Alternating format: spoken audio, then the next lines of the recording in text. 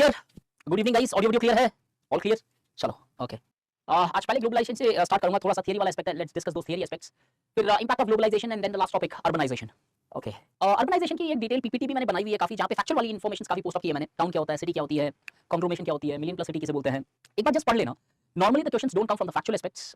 Analytical urbanism क्या होता है, under urbanization, over urbanization, smart cities, impact of urbanization on family and the various social aspects, जो paper 1 का part है। ठीक है, कल क्लास होगी गाइस, कल मैं प्रीवियस ईयर क्वेश्चन डिस्कस करूंगा। वुमेन वाली पीपीटी मैंने मेरे टेलीग्राम ग्रुप में कल ही भेज दी थी और मैंने उनको भी अपडेट किया हुआ है। आई थिंक वो पोस्ट क्यों नहीं हुई वो मुझे देखनी पड़ेगी। ठीक है, कल सिर्फ प्रीवियस ईयर क्वेश्चन डिस्कस करूंगा और काफी 10 दिन से बहुत लोगों के डाउट्स रह जा रहे थे।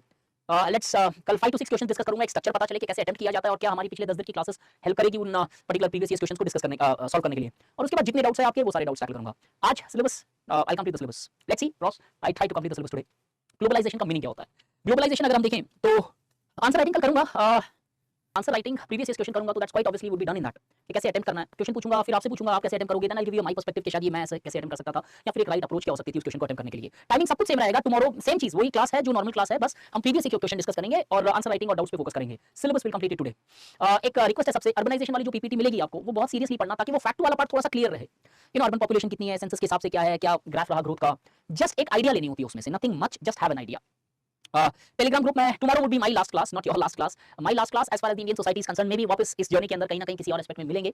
अगर गवर्नेंस वाला अगर आगे मौका मिला तो I will take this some aspects of governance as well, good governance, e governance, smart governance etcetera, civil services reforms क्या होती है, RTI, citizen charters, social audit, but वो बहुत दूर की बात है, वो देखेंगे आगे। ठीक है, रिकॉर्डेड क्लासेस तो आपको मिल चुकी होगी, हर रिकॉर्डेड क्लासेस तो आपको मिल रही होगी ना। गवर्नेंस हो चुका है तो that would be bye from me to you, जिनका गवर्नेंस बैच में हो चुका है बाय चांस। ठीक है, और जिनका नहीं हुआ है वहां पे भी चांसेस बड़े कम है, you will meet me in governance, there are well respected faculties who are available, who will be taking the governance, but by chance suppose if that happens. चलो, ग्लोबलाइजेशन का मीनिंग क्या होता है? ग्लोबलाइजेशन एक ऐसा पहलू है जहां पे हम देख रहे हैं इंडस्ट्रियल रेवोल्यूशन 17वीं सेंचुरी में आती है, एक्सपैंड होता रहता है aspect. Industrial revolution focused on mass production, लेकिन एक जगह कोई चीज प्रोड्यूस होती है, उसका रियल वैल्यू, उसका रियल इंपॉर्टेंस तभी एस्टैब्लिश हो सकता है जब आप उसको पूरी जगह सप्लाई करने की कैपेसिटी रखो। सपोज बहुत अच्छा प्रोडक्ट आपने बनाया बट आपका मार्केट रेस्ट्रिक्टेड हो जाता है, सपोज कि जहां बना रहे हो लोकली आप सेल कर पा रहे हो। उन सर्कमस्टेंसेस में इंडस्ट्रियल रेवोल्यूशन में यही सिनेरियो हुआ करता था कि it was very difficult for people to largely access the goods. In fact आज से 15 20 25 साल पहले इंडिया में भी ले, आज भी अगर बहुत सारे एस्पेक्ट्स लें इंडिया के अंदर। हेलो, मेरी वॉइस इको कर रही है क्या? Hello hello, no right, hello hello, ठीक है, अब बेटर लग रही है। ग्लोबलाइजेशन आता है वर्ल्ड के अंदर धीरे धीरे, इंडस्ट्रियलाइजेशन जब अपना प्रोडक्शन का रोल फुलफिल करने लगती है, मैकेनाइजेशन स्ट्रांग हो जाता है। अब होता है कि किस तरीके से ये स्प्रेड किया जाए। इमेजिन करो एक सर्कमस्टेंस जहां पे पहले कुछ देश मास प्रोड्यूस नहीं कर पा रहे थे, इंडस्ट्रियल रेवोल्यूशन आया, मास प्रोडक्शन तो पॉसिबल हो पाया, लेकिन अब एक टाइम के बाद में लोकल डिमांड इतनी ज्यादा स्टैग्नेंट हो गई कि वो प्रोडक्शन ज्यादा हो गया, वो डिमांड नहीं थी। तो अब एक और नया जरिया चाहिए था कि उस प्रोडक्शन को कैसे उस कंट्री के बाहर तक लेके जाया जाए। यहां से शुरुआत होती है ग्लोबलाइजेशन की। अगर मैं सिंपल टर्म्स में ग्लोबलाइजेशन डिफाइन करूं तो globalization is defined as globalization can be defined like this. Globalization is a process which leads to globalization is a process which refers to movement of goods, services or people beyond their political boundaries. I'll repeat it again. Globalization is a process which refers to movement of goods, services or people beyond the political boundaries. अगर दिल्ली के अंदर कोई product बनता है, अगर वो बेंगलुरु के अंदर सेल होता है तो वो ग्लोबलाइजेशन नहीं है। दिल्ली के अंदर प्रोडक्ट बनता है और सपोज वो मैनचेस्टर के अंदर सेल होता है तो वो movement of goods beyond political boundary, therefore a part of globalization. Manchester के अंदर एक सर्विस देने वाला है और उसकी सर्विस कंज्यूम करने वाला बॉम्बे में है, तो वो movement of service beyond the political boundaries, part of globalization. या फिर सिर्फ सर्विस और गुड तक नहीं रेस्ट्रिक्टेड है, हिंदी में बताता हूं, गिव मी 1 मिनट। गुड्स और सर्विस तक ही नहीं रेस्ट्रिक्टेड है, लोगों का movement beyond their political boundaries, वो भी ग्लोबलाइजेशन का पार्ट और प्रोसेस है। तो इंग्लिश में फिर रिपीट कर दे रहा हूं, globalization is a process which refers to movement of goods, services and people beyond the political frontiers और बाउंड्रीज। ग्लोबलाइजेशन, अब ग्लोबलाइजेशन को हिंदी में क्या बोलते हैं यार? अब रियलाइज हो रहा है हिंदी काफी वीक रह गई यार, प्रिसाइज वर्ड नहीं पता चल रहा है। वैश्वीकरण, ठीक है ठीक है, वैश्वीकरण वो होता है जहां पे प्रोडक्ट्स, गुड्स, चीजें, सर्विसेज या फिर लोगों का मूवमेंट हो रहा हो देश के बाउंड्रीज के बियॉन्ड, जिस भी देश में हो, India, Britain, America, Ethiopia, Sudan, Australia, Pakistan, Afghanistan, USA, कहीं पे भी उस देश से बाहर अगर चीज जा रही है तो ग्लोबलाइजेशन के पार्ट हो। अब मेरा एक छोटा सा सवाल है, ग्लोबलाइजेशन की इंपैक्ट क्या रही वर्ल्ड में? भूमाधिकरण, अच्छा ये भी कोई वर्ड होगा शायद, चलो कोई बात नहीं यार, you people know it well, क्या हिंदी का वर्ड है, जो हिंदी मीडियम से they will know it.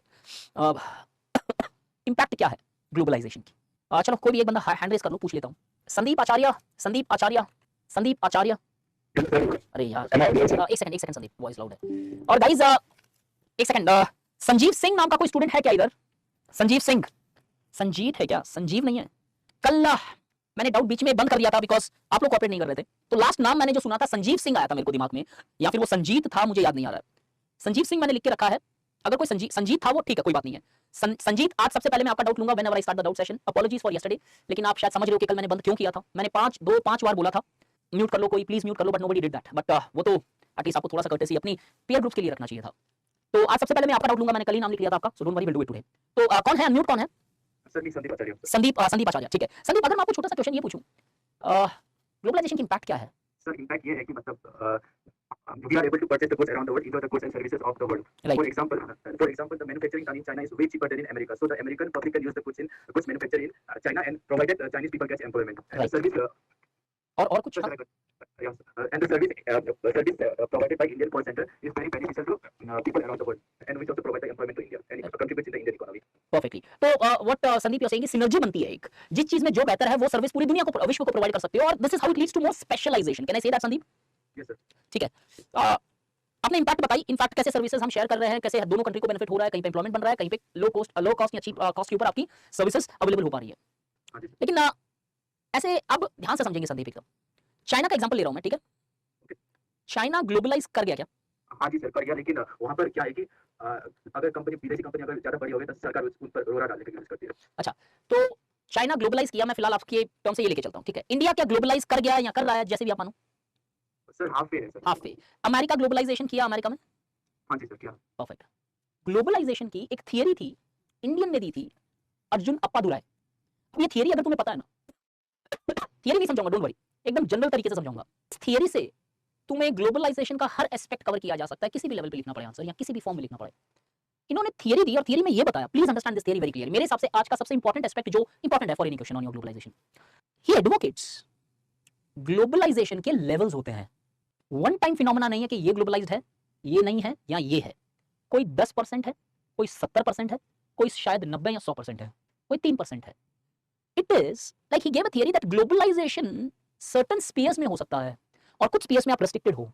Her spear में आपके साथ ग्लोबलाइजेशन हो जरूरी नहीं है, इट्स नॉट पॉसिबल, और sorry it's not possible in the sense it is not necessary कि you have to globalise in every aspect. उसने कुछ एस्केप्स बताए, बट एस्केप्स नहीं बताऊंगा मैं आपको, उसके फीचर्स बताऊंगा। ये फीचर्स बाद में करता हूं। ये उस थियरी से मैंने आपको जीएस के पॉइंट ऑफ व्यू से निकाल के बताया। वो बोलते हैं कि ग्लोबलाइजेशन, मान लो एक ये कंट्री है, इस कंट्री के कुछ पार्ट्स हो सकते हैं, 4 पार्ट है मान लेता है। हो सकता है कंट्री एक पार्ट के लिए ग्लोबलाइज्ड है, ओपन है, बाकी तीनों में क्लोज्ड है, कोई 2 में, कोई 3 में, या कोई 4 में क्लोज्ड है या 4 में ओपन है। तो उसने अपनी थियरी में बताया ग्लोबलाइजेशन के डिफरेंट लेवल्स है, और ये है सारे के सारे लेवल्स।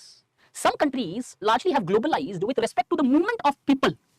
लोगों का मूवमेंट खुला रखा गया है उधर, कि people can come from outside, stay there, work there, and the people can also go outside to some other countries. इसे बोलते हैं एथनोस्केप्स। मतलब that the country is having globalization in the sphere of people where the free movement of people is encouraged. आप बाहर जाना चाहो जा सकते हो, या आना चाहो तो आ सकते हो। इसे बोला जाता है एथनोस्केप्स। लिखने की जरूरत नहीं है एथनोस्केप्स, जस्ट बाई चांस आपकी क्यूरियोसिटी है लिखने के लिए, तो एथनोस्केप्स। सर्टेन कंट्री सिर्फ इसमें ग्लोबलाइज्ड है। वो एग्जांपल देते हैं चाइना का। चाइना एथनोस्केप्स में ग्लोबलाइज्ड है, फ्री मूवमेंट ऑफ पीपल है। If the Chinese want to go outside they can go. In the China also you will see American, Africans, Indians, Asians और एनीथिंग एल्स। दूसरा level होता है globalisation का technology. इधर country technology के अंदर globalise हो चुकी है, दैट इज फ्री मूवमेंट और sharing of technology is present. कि नई टेक्नोलॉजी के लिए वो देश ओपन है, और यहां से टेक्नोलॉजी बाहर के मुल्कों में भी, बाहर के देशों में भी दी जाती है। इधर भी इंडिया चाइना दोनों ग्लोबलाइज्ड है।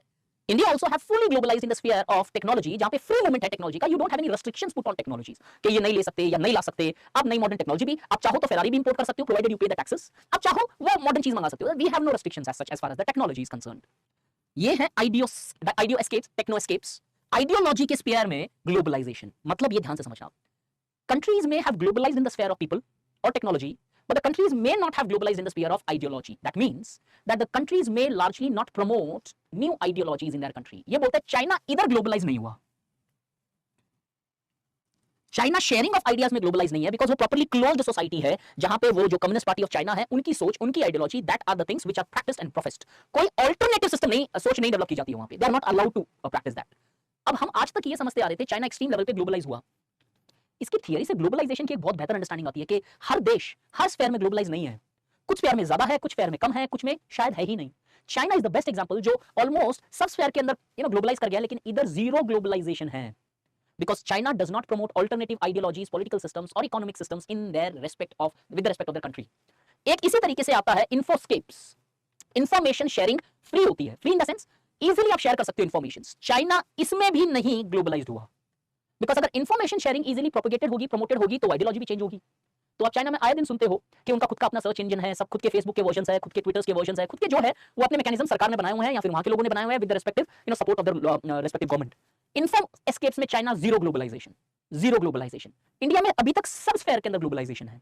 Free information sharing is allowed, free technology sharing is allowed, free ideology is, I mean you can profess any ideology in India, people and every other respect. एक और लेवल जो globalisation का होता है फिनो scapes, financial capital को free movement allow किया जाता है। ये वो स्फेयर है जहां पे इंडिया पार्शियली ग्लोबलाइज्ड है।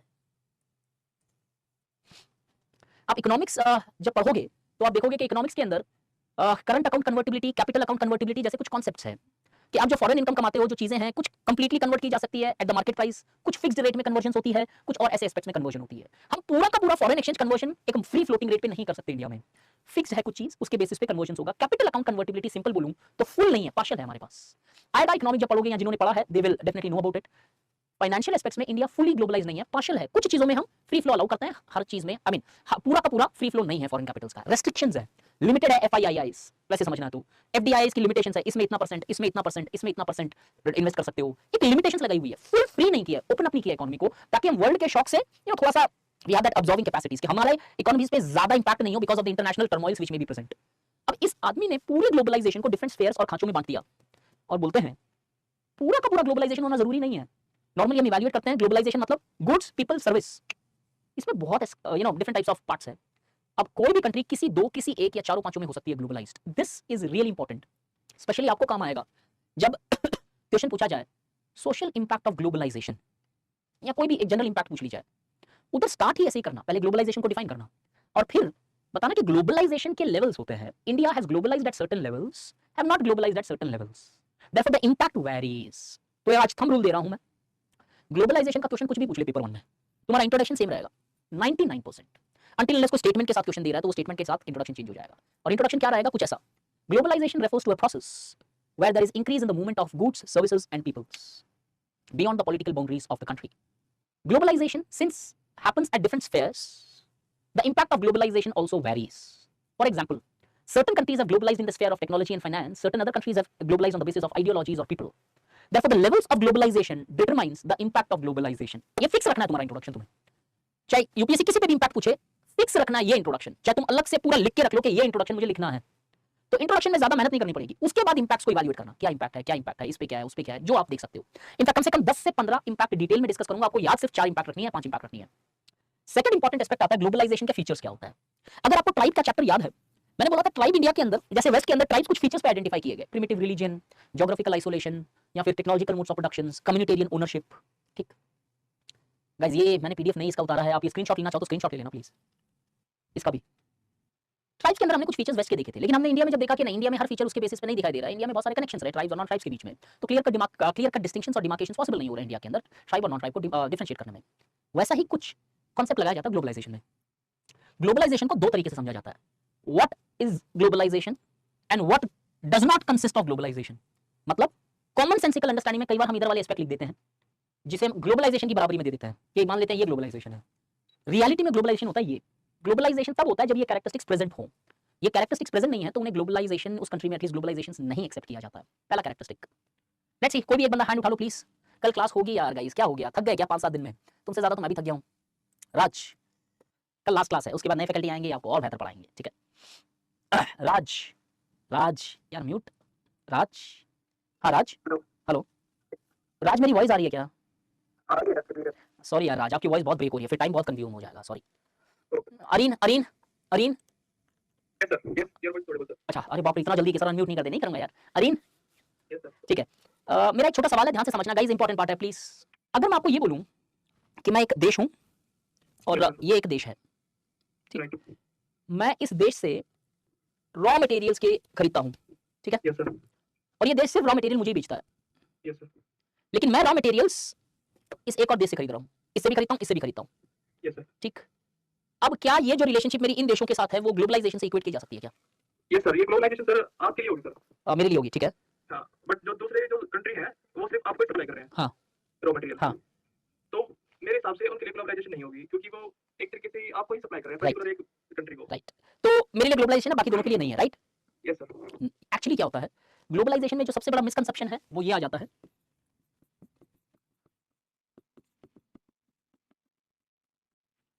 हम इन इंटरकनेक्शन का मतलब है इंटरेक्शन जो हो रहे हैं दूसरे कंट्रीज और देशों के बीच में, अगर वो इंटरेक्शन हो रहे हैं तो हम उसे ग्लोबलाइजेशन मान लेते हैं, मीन ठीक है। रियलिटी में ये इंटरेक्शंस या इंटरकनेक्शंस बिटवीन कंट्रीज को ग्लोबलाइजेशन नहीं बोलते हैं, जैसे मैंने एग्जांपल दिया, ना वो मेरे लिए ग्लोबलाइजेशन है ना वो इनके लिए है। क्यों? ग्लोबलाइजेशन तब बोला जाता है जब इंटरडिपेंडेंस हो, ना कि सिर्फ interaction. Is the point clear? एक दूसरे के ऊपर डिपेंडेंट हो तब ग्लोबलाइजेशन माना जाता है रियलिटी में कि दिस इज ग्लोबलाइजेशन। और अगर एक तरफ का ही डोमिनेशन है तो एक जमाने में इंपीरियलिज्म हुआ करता था, आज उसे नियो कॉलोनियलिज्म बोलता है कि नहीं नहीं ये ग्लोबलाइजेशन नहीं है, because both are not dependent on each other, both are interacting with each other. Suppose एक और सिनेरियो बोलता हूं, कंट्री एक्स, कंट्री वाई और मे बी कंट्री जेड एक दूसरे से इंटरेक्ट कर रही है, ठीक है, लेकिन 6 महीने में कोई एक बार इंटरेक्शन हो गया, इसे ग्लोबलाइजेशन बोलोगे क्या आप? ये ग्लोबलाइजेशन नहीं है। Globalization is not one time interactions, globalization refers to regular interactions होना चाहिए। ऐसा नहीं है 6 महीने में एक समिट हुई, उसके अंदर जाके पार्टिसिपेट किया, एक दूसरे से इंटरेक्ट किया, हम ग्लोबलाइज्ड हैं। ये प्रॉपर थियोरिटिकल मीनिंग्स है ग्लोबलाइजेशन की। ग्लोबलाइजेशन जब ये कैरेक्टरिस्टिक्स होती है तब माना जाता है interdependence is required, not just interconnections. Regular interactions has to be there, not just frequent और फ्यू और one time interactions. Regularly interact करना पड़ेगा आपको। And the last one, global consciousness develop होना चाहिए, which is a requirement for globalization. कि आप collectively problems या चीजों को सॉल्व करते हो, जैसे क्लाइमेट चेंज का एग्जांपल ले, जहां पे आप कलेक्टिवली हो और ग्लोबल प्रॉब्लम्स को टैकल करने की सोच रहे हो, ना कि किसी एक देश के लिए या एक पर्सपेक्टिव से या किसी को फायदा या घाटा या नुकसान होने के लिए। Global consciousness. So globalisation is a process which consist of following features: interdependence, not just interconnections; regular interactions, not just one time interactions; and also the rise of global consciousness where the people take the global perspectives while even framing their national और local policies. कि अगर आप national laws या national policies भी बना रहे हो तब भी आप ग्लोबल कॉन्शियसली, ग्लोबल वर्ल्ड में जो हो रहा है उसको ध्यान में रख के चीजें करोगे। जैसे कल वुमेन्स वाले में या परसों जब भी हमने किया था, जब मैंने बताया था कि किस तरीके से पॉपुलेशन में, कि पॉपुलेशन के अंदर मैंने बताया था कि कैसे रेस्ट्रिक्टेड अप्रोच के अंदर हमारे कुछ कन्वेंशन साइन किए हुए हैं, उसको भी वायलेट करेंगे हम। तो ये तीनों चीजें होती है तो ग्लोबलाइजेशन होता है। बट नॉर्मली एक मिसकंसेप्शन होता है, एक बहुत सिंपलिस्टिक अंडरस्टैंडिंग हम बना लेते हैं कि अमेरिकनाइजेशन हो रहा है तो ग्लोबलाइजेशन है। इधर अमेरिका लिखा है, the term is Americanization. Americanization का मतलब होता है the culture of America being spread to different parts of the world. ऐसा मानते हैं कि हम अमेरिकन कल्चर को अगर अपना रहे हैं तो हम ग्लोबलाइज हो रहे हैं। नो, क्यों नहीं माना जाता ये? बिकॉज यहाँ पे कोई इंटरडिपेंडेंस है ही नहीं, यहाँ पे तो एक सिंगल वे इंटरेक्शन है, अमेरिका से इन्फ्लुएंस हो रहा है आगे।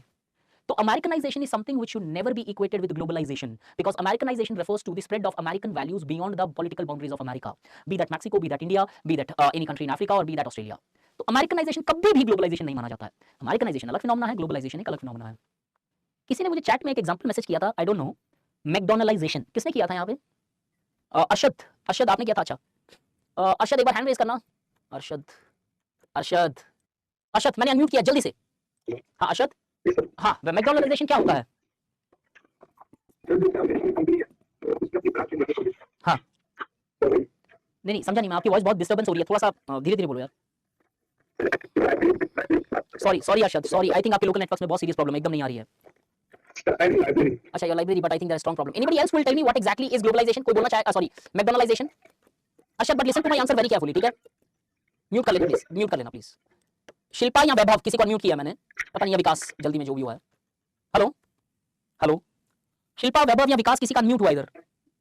हाँ हेलो, हाँ यार ऑडिबल। आपका नाम? हाँ विकास, बताओ मैकडोनलाइजेशन क्या होता है? और हर कोई कान खोल के एकदम अच्छे से सुनोगे अब ये थियरी, बताओ। हाँ हाँ हाँ ठीक है, तो ये मतलब ये सब एक ही देश की कंपनी है, इंडिया में खोल लिया। हाँ तो that actually refers to मैकडोनलाइजेशन। तो क्या मैं ये समझ सकता हूँ spread of the western food habits such as burger, pizza refers to McDonaldisation? क्या मैं ये बोल सकता हूँ? ठीक है, मुझे आपका आंसर मिल गया Vikas, I got your answer. Yes almost this is what actually McDonaldisation. अगर ऑफलाइन क्लास होती ना तो मुर्गा बनाता मैं सबको, literally, sorry to say that. Being a teacher मेरा तुम सब पे उतना अधिकार है, इसलिए मैंने 3 मिनट वेस्ट करके आप सबसे पूछा, बताओ क्या है? कभी गलती मत कर देना ये लिख के आना burger culture, pizza culture, McDonaldisation, कभी गलती कर मत देना, प्लीज मेक श्योर। अरे जॉर्ज रिट्जर की बहुत डिटेल्ड स्टडीड थियरी है, कहां पढ़ी है? McDonaldisation is equal to spread of burger, pizza, McDonald's. McDonald की स्टडी थी, मान लेता हूं। मैकडोनलाइजेशन का थियरी क्या है आपको एक लाइन में बता रहा हूं प्रॉपर्ली। जॉर्ज रिट्जर है ही सोशियोलॉजिस्ट भाई, किसी ने यूज किया था, मुझे लगा कि शायद मुझे कंफ्यूजन दूर करना चाहिए तुम लोगों का। इंडियन सोसाइटी में मैकडोनलाइजेशन यूज कर रहे हो यार, और अगर यूज कर रहे हो तो सही करो ना। मैकडोनलाइजेशन का मतलब क्या होता है? तुम्हारे शॉक के लिए तुम्हें बता देता हूं, मैकडोनलाइजेशन रेफर्स टू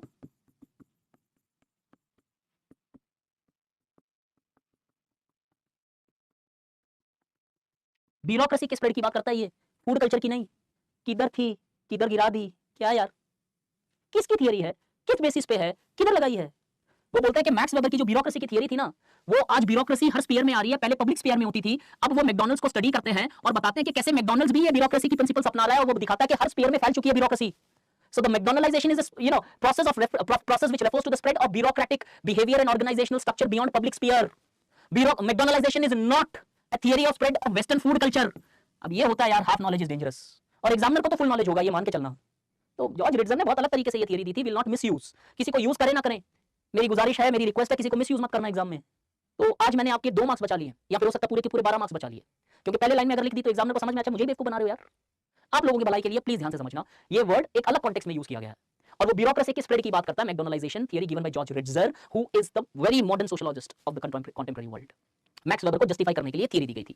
तो no food would no McDonald. हाँ, मैकडॉनल्ड सिर्फ इतना था कि जो लैब होता है वो मैकडॉनल्ड था। यहाँ पे लैब में जाके, मतलब मैकडॉनल्ड में जाके उन्होंने देखा कि किस तरीके से मैकडॉनल्ड एफिशिएंसी, मेजरमेंट, कैलकुलेबिलिटी जैसे प्रिंसिपल्स को फॉलो करता है। उसने मेन्यू से लेके हर मशीन को स्टडी किया मैकडॉनल्ड में, और थियरीज की दी। सो प्लीज इधर मत यूज करना, सिंसियर रिक्वेस्ट। अब आते हैं एक और इंपॉर्टेंट पार्ट। हमने देखा क्या नहीं होता है ग्लोबलाइजेशन। पहली चीज, कभी भी तुम मैकडोनलाइजेशन को ग्लोबलाइजेशन में लिख सकते हो प्रोवाइडेड ब्यूरोक्रेसी की एक्सप्लेनेशन दो। अमेरिकनाइजेशन को कभी ब्यूरोक्रेसी ग्लोबलाइजेशन में मत डालना। एक और कांसेप्ट आता है, डाइजेस्ट करोगे तो बताता हूं, अगर ज्यादा थियरी लग रही है तो छोड़ देते हैं। थोड़ा थियरी वाला पार्ट है, थियरी नहीं है, टर्म थोड़ा थियोरेटिकल है। ओ सॉरी,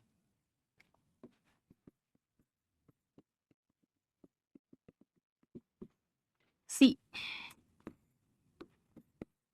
क्रियोलाइजेशन। नॉर्मल एक मिसकंसेप्शन है ग्लोबलाइजेशन के ऊपर। एक तो अमेरिकन स्प्रेड हो रहा है तो देखो ग्लोबलाइजेशन हो रहा है, वर्ल्ड अमेरिका की वैल्यू चली गई। नहीं, ग्लोबलाइजेशन ये होता है, ये नहीं होता है। तो कभी डिबेट भी करनी पड़े तो बोला नहीं भैया, भाई साहब आप गलत बता रहे हो, ये चीज ग्लोबलाइजेशन नहीं है। ग्लोबलाइजेशन का मतलब ये होता है। अब एक वर्ड और यूज किया जाता है, क्रियोलाइजेशन। ऐसा बोला जाता है कि नॉर्मली एक क्रियोलाइजेशन को ग्लोबलाइजेशन से लोग इक्वेट कर देते हैं। होता क्या है creolization? Creolization refers to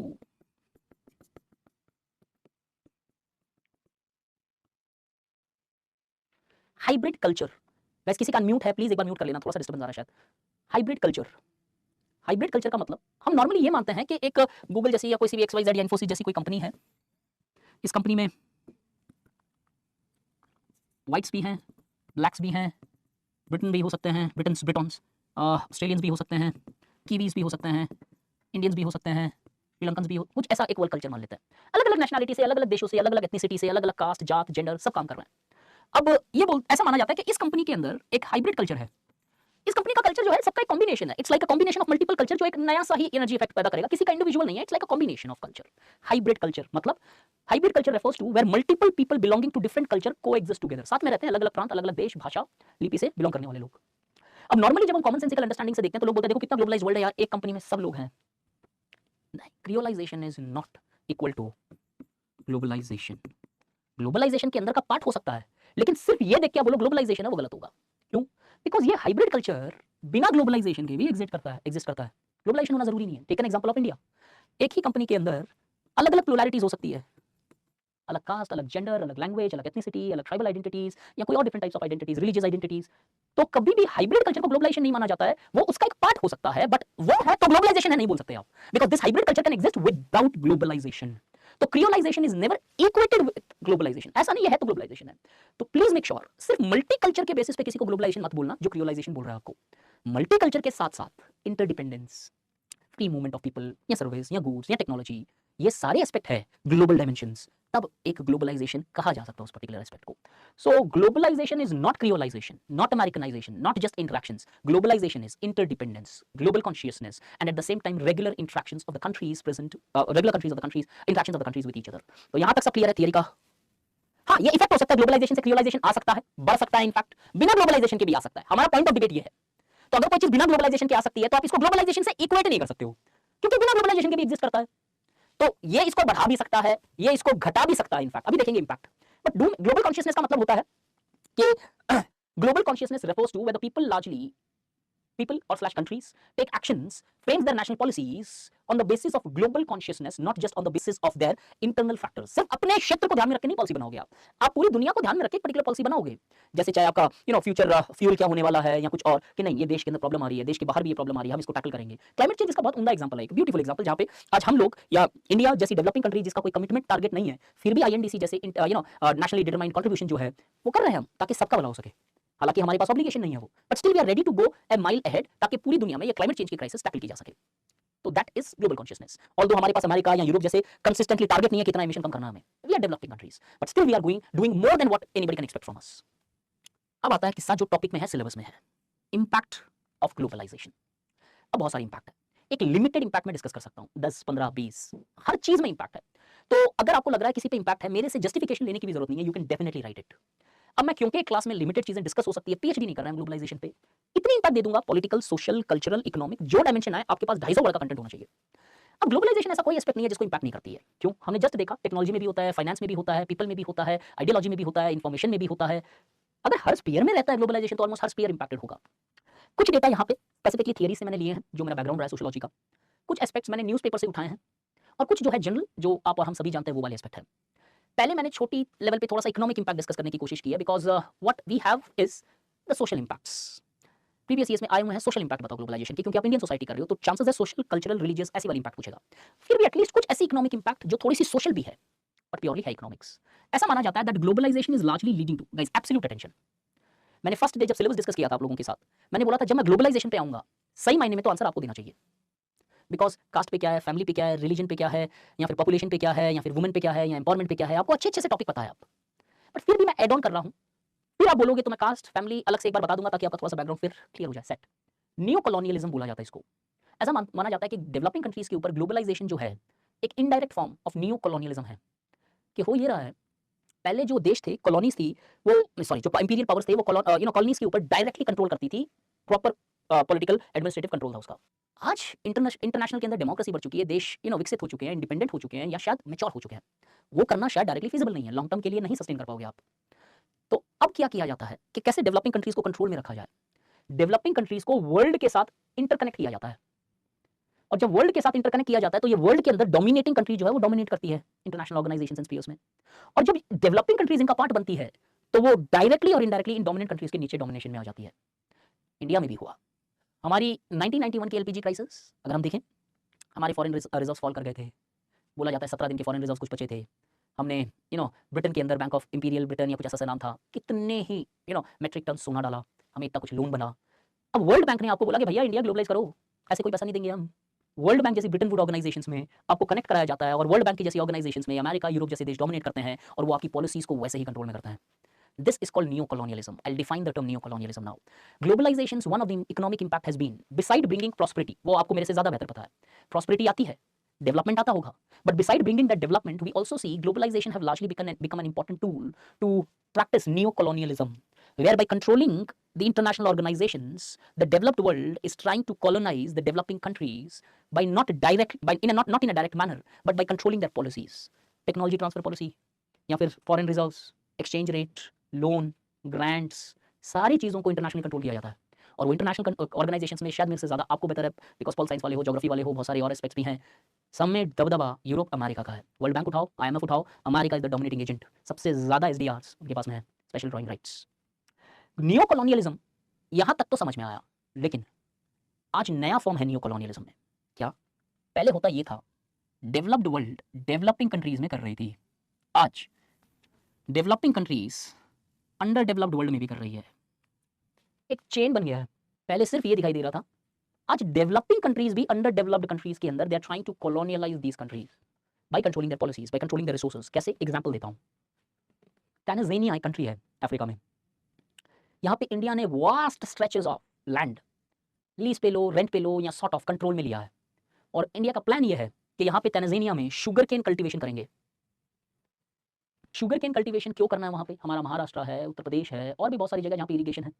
sugar cane is a water intensive crop, water scarcity बढ़ती जा रही है सोसाइटी में। अब इस वाटर स्कैरसिटी के अंदर अगर मैं दूसरी कंट्री में जाके अगर ये क्रॉप लगाऊं, तो जो नेगेटिव इंपैक्ट होंगे वो इस टैंजानिया को होंगे, जो पॉजिटिव इंपैक्ट होंगे वो कहीं ना कहीं कंट्री को होंगे, चाहे वो श्रीलंका हो, इंडिया हो, या फिर कजाकिस्तान हो। यहाँ पैसा आएगा, यहाँ एक्सप्लॉयटेशन आएगी, बिकॉज यहाँ पे तो अंडरपेड होगा ही, बट जो रिसोर्स डेप्लीशन होंगे वो क्राइसिस उनकी खुद की है, वो क्राइसिस हमारी नहीं है।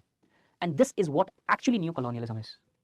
So globalization has not just made world a better place. No doubt it has enhanced prosperity, it has reduced poverty, but at the same time, there are certain negative repercussions of globalizations in the forms of neo-colonialism. Informalization लेके आता है globalizations. India में सबसे best तरीके से दिखेगा आपको ये. With the rise of globalization, we see that formal sectors have become informal. कैसे? ग्लोबलाइजेशन से एमएनसीज आती है, टीएनसीज आती है, फॉरेन कंसर्न्स आती है, कंट्री में ऑपरेट करती है, लेकिन ये कंट्रीज में जब ऑपरेट करती है तो इनकी क्लियर कंडीशंस है, no trade union activities, hire and fire policy, contractual labour etcetera. और इसके कारण आज इंडिया में देखोगे बहुत सारे एम्प्लॉइज कॉन्ट्रैक्ट के बेसिस पे एम्प्लॉयड होते हैं, और वो भी थर्ड पार्टी मस्टर रोल्स पे, ना कि डायरेक्टली कंपनी के अंदर मस्टर रोल पे। जैसे फॉर एग्जांपल एक कंपनी है, मान लो मैकेंजी एक कंपनी है, उसको हायर करना है, वो एचआर एजेंसी हायर करती है, वो कैंपस प्लेसमेंट या जो भी हायर करते हैं, वो जो अब ये बंदा हायर हुआ, ये मैकेंजी में काम कर रहा है, लेकिन मैकेंजी के पेरोल में नहीं है, ये इसके पेरोल पे है। मैकेंजी सारी सैलरी इसको देगी, ये सारी सैलरी उन सारे लोगों को देगा। तो कल मैकेंजी चाहे तो can say me goodbye, कुछ लीगल केस नहीं होगा मेरे पे, मेरे तो मस्टर रोल पे नहीं हो। कल इस एम्प्लॉय को कुछ हो जाता है, मैकेंजी कुछ नहीं देगा, क्यों?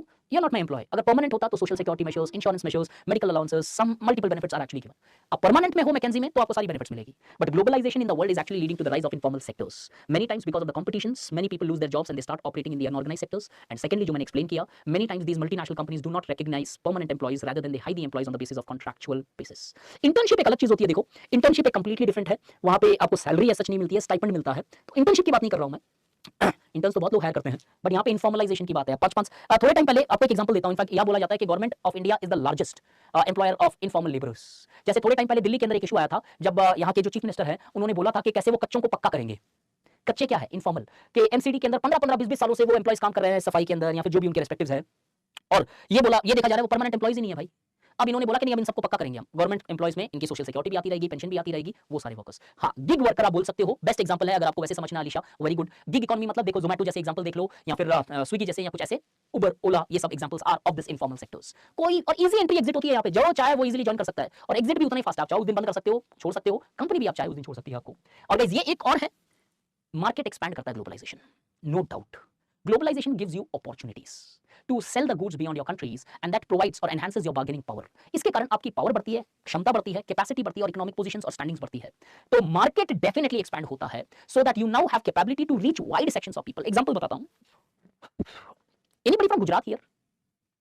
अच्छा, Ayra is saying, Jay Patel, Aira, Rinkal, for example Gujarat के अंदर अहमदाबाद में स्टेट फॉर 2 years रफली। अहमदाबाद में एक थी, आपने नाम सुना होगा, आज भी होगी ऑर्गेनाइजेशन या उनका जो स्टोरी है, इंदू बैन खाकरा या कुछ ऐसा ही नाम था उनका। Have you heard about Induben khakhra वाले, या खाकरा, कुछ ऐसा एक नाम है उनका, ठीक है।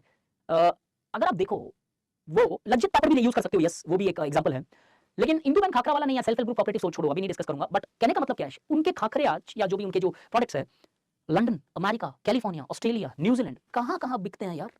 ये है ग्लोबलाइजेशन। आज से 15 साल पहले शायद इंदू बैन खाकरा जो है गुजरात में या ज्यादा से ज्यादा इंडिया में सेल हो सकता था।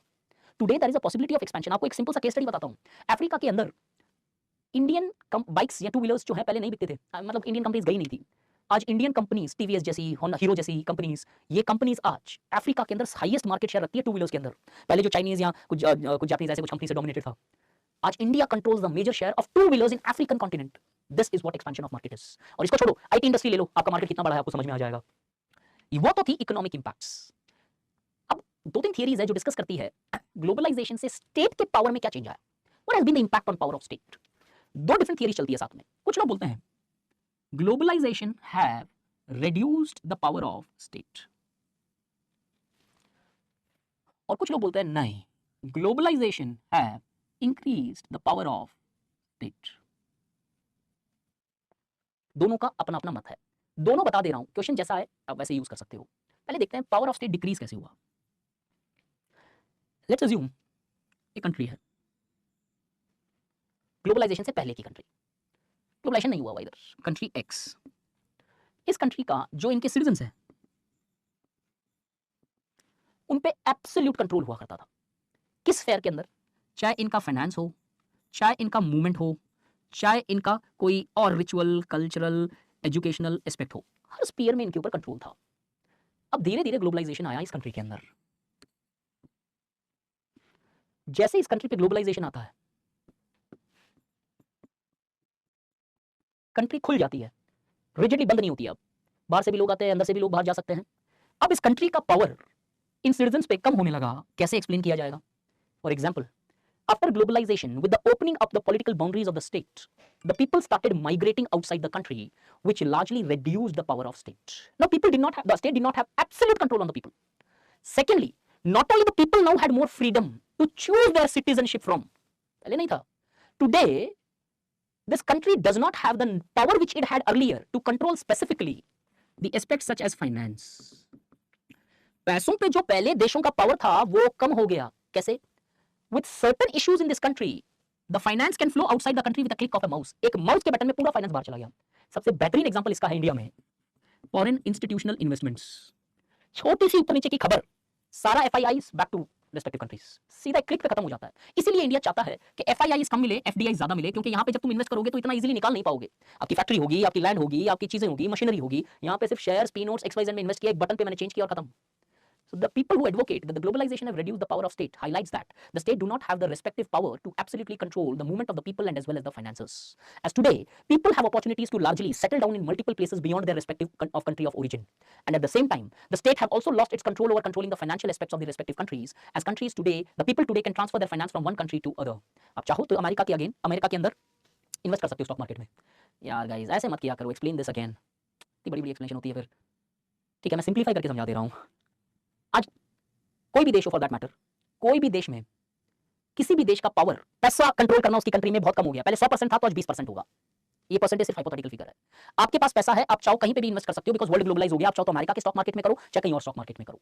देश का अपने पैसों पे कंट्रोल या लोगों का पैसा जो बाहर से आया उस पर कंट्रोल उतना नहीं है, बिकॉज वो इंटरनेशनली फ्री मूवमेंट हो चुका है मनी का.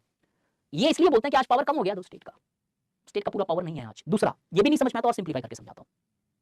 पहले होता ये था कि एक स्टेट अपने डिसीजंस अपनी सॉवरेनिटी के हिसाब से लेता था. मेरी सॉवरेनिटी जो है उसके हिसाब से मैं डिसीजन लूंगा. Nobody can influence my sovereignty, nobody has control over me. आज ये है, वर्ल्ड ग्लोबलाइज होने के कारण इंटरनेशनल ऑर्गेनाइजेशंस फॉर्म हो गई है. अब एक कंट्री को अपने पॉलिसी को बनाते वक्त ये भी ध्यान में रखना पड़ेगा कि कोई इंटरनेशनल कॉन्ट्रडिक्शन तो नहीं हो रहा उसकी पॉलिसी में. वो सारे पॉलिसीज को ध्यान में रख के अपनी पॉलिसी बनानी पड़ेगी उसे. तो चाहे वो रेफ्यूजी की पॉलिसी हो, चाहे वो इलेक्शन की पॉलिसीज हो, चाहे वो याकूब वेरी गुड एग्जांपल, सब्सिडी की पॉलिसी हो.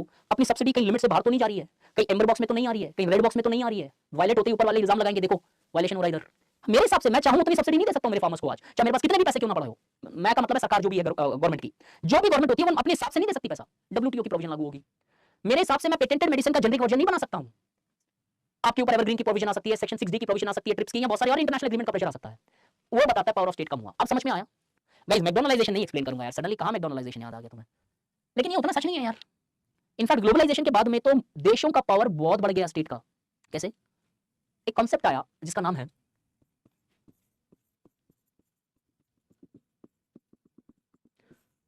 गाइस, कल तुम्हें पूछ सकता है discuss the impact of globalization on the nature of state. State का पावर कम हुआ है, ज्यादा हुआ है, या क्या इंपैक्ट है.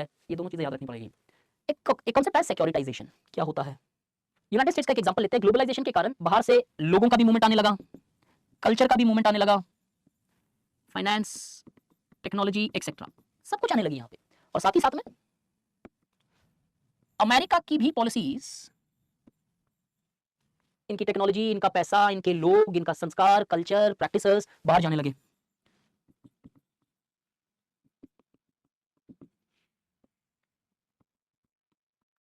और भी बहुत सारे देशों में. अब जब अमेरिका की वैल्यूज बाहर जाने लगी तो इनके कल्चर्स में भी बदलाव आने लगा, चेंज होने लगा, क्योंकि अमेरिका का कल्चर था, इनका था ही, इनके भी कल्चर थे.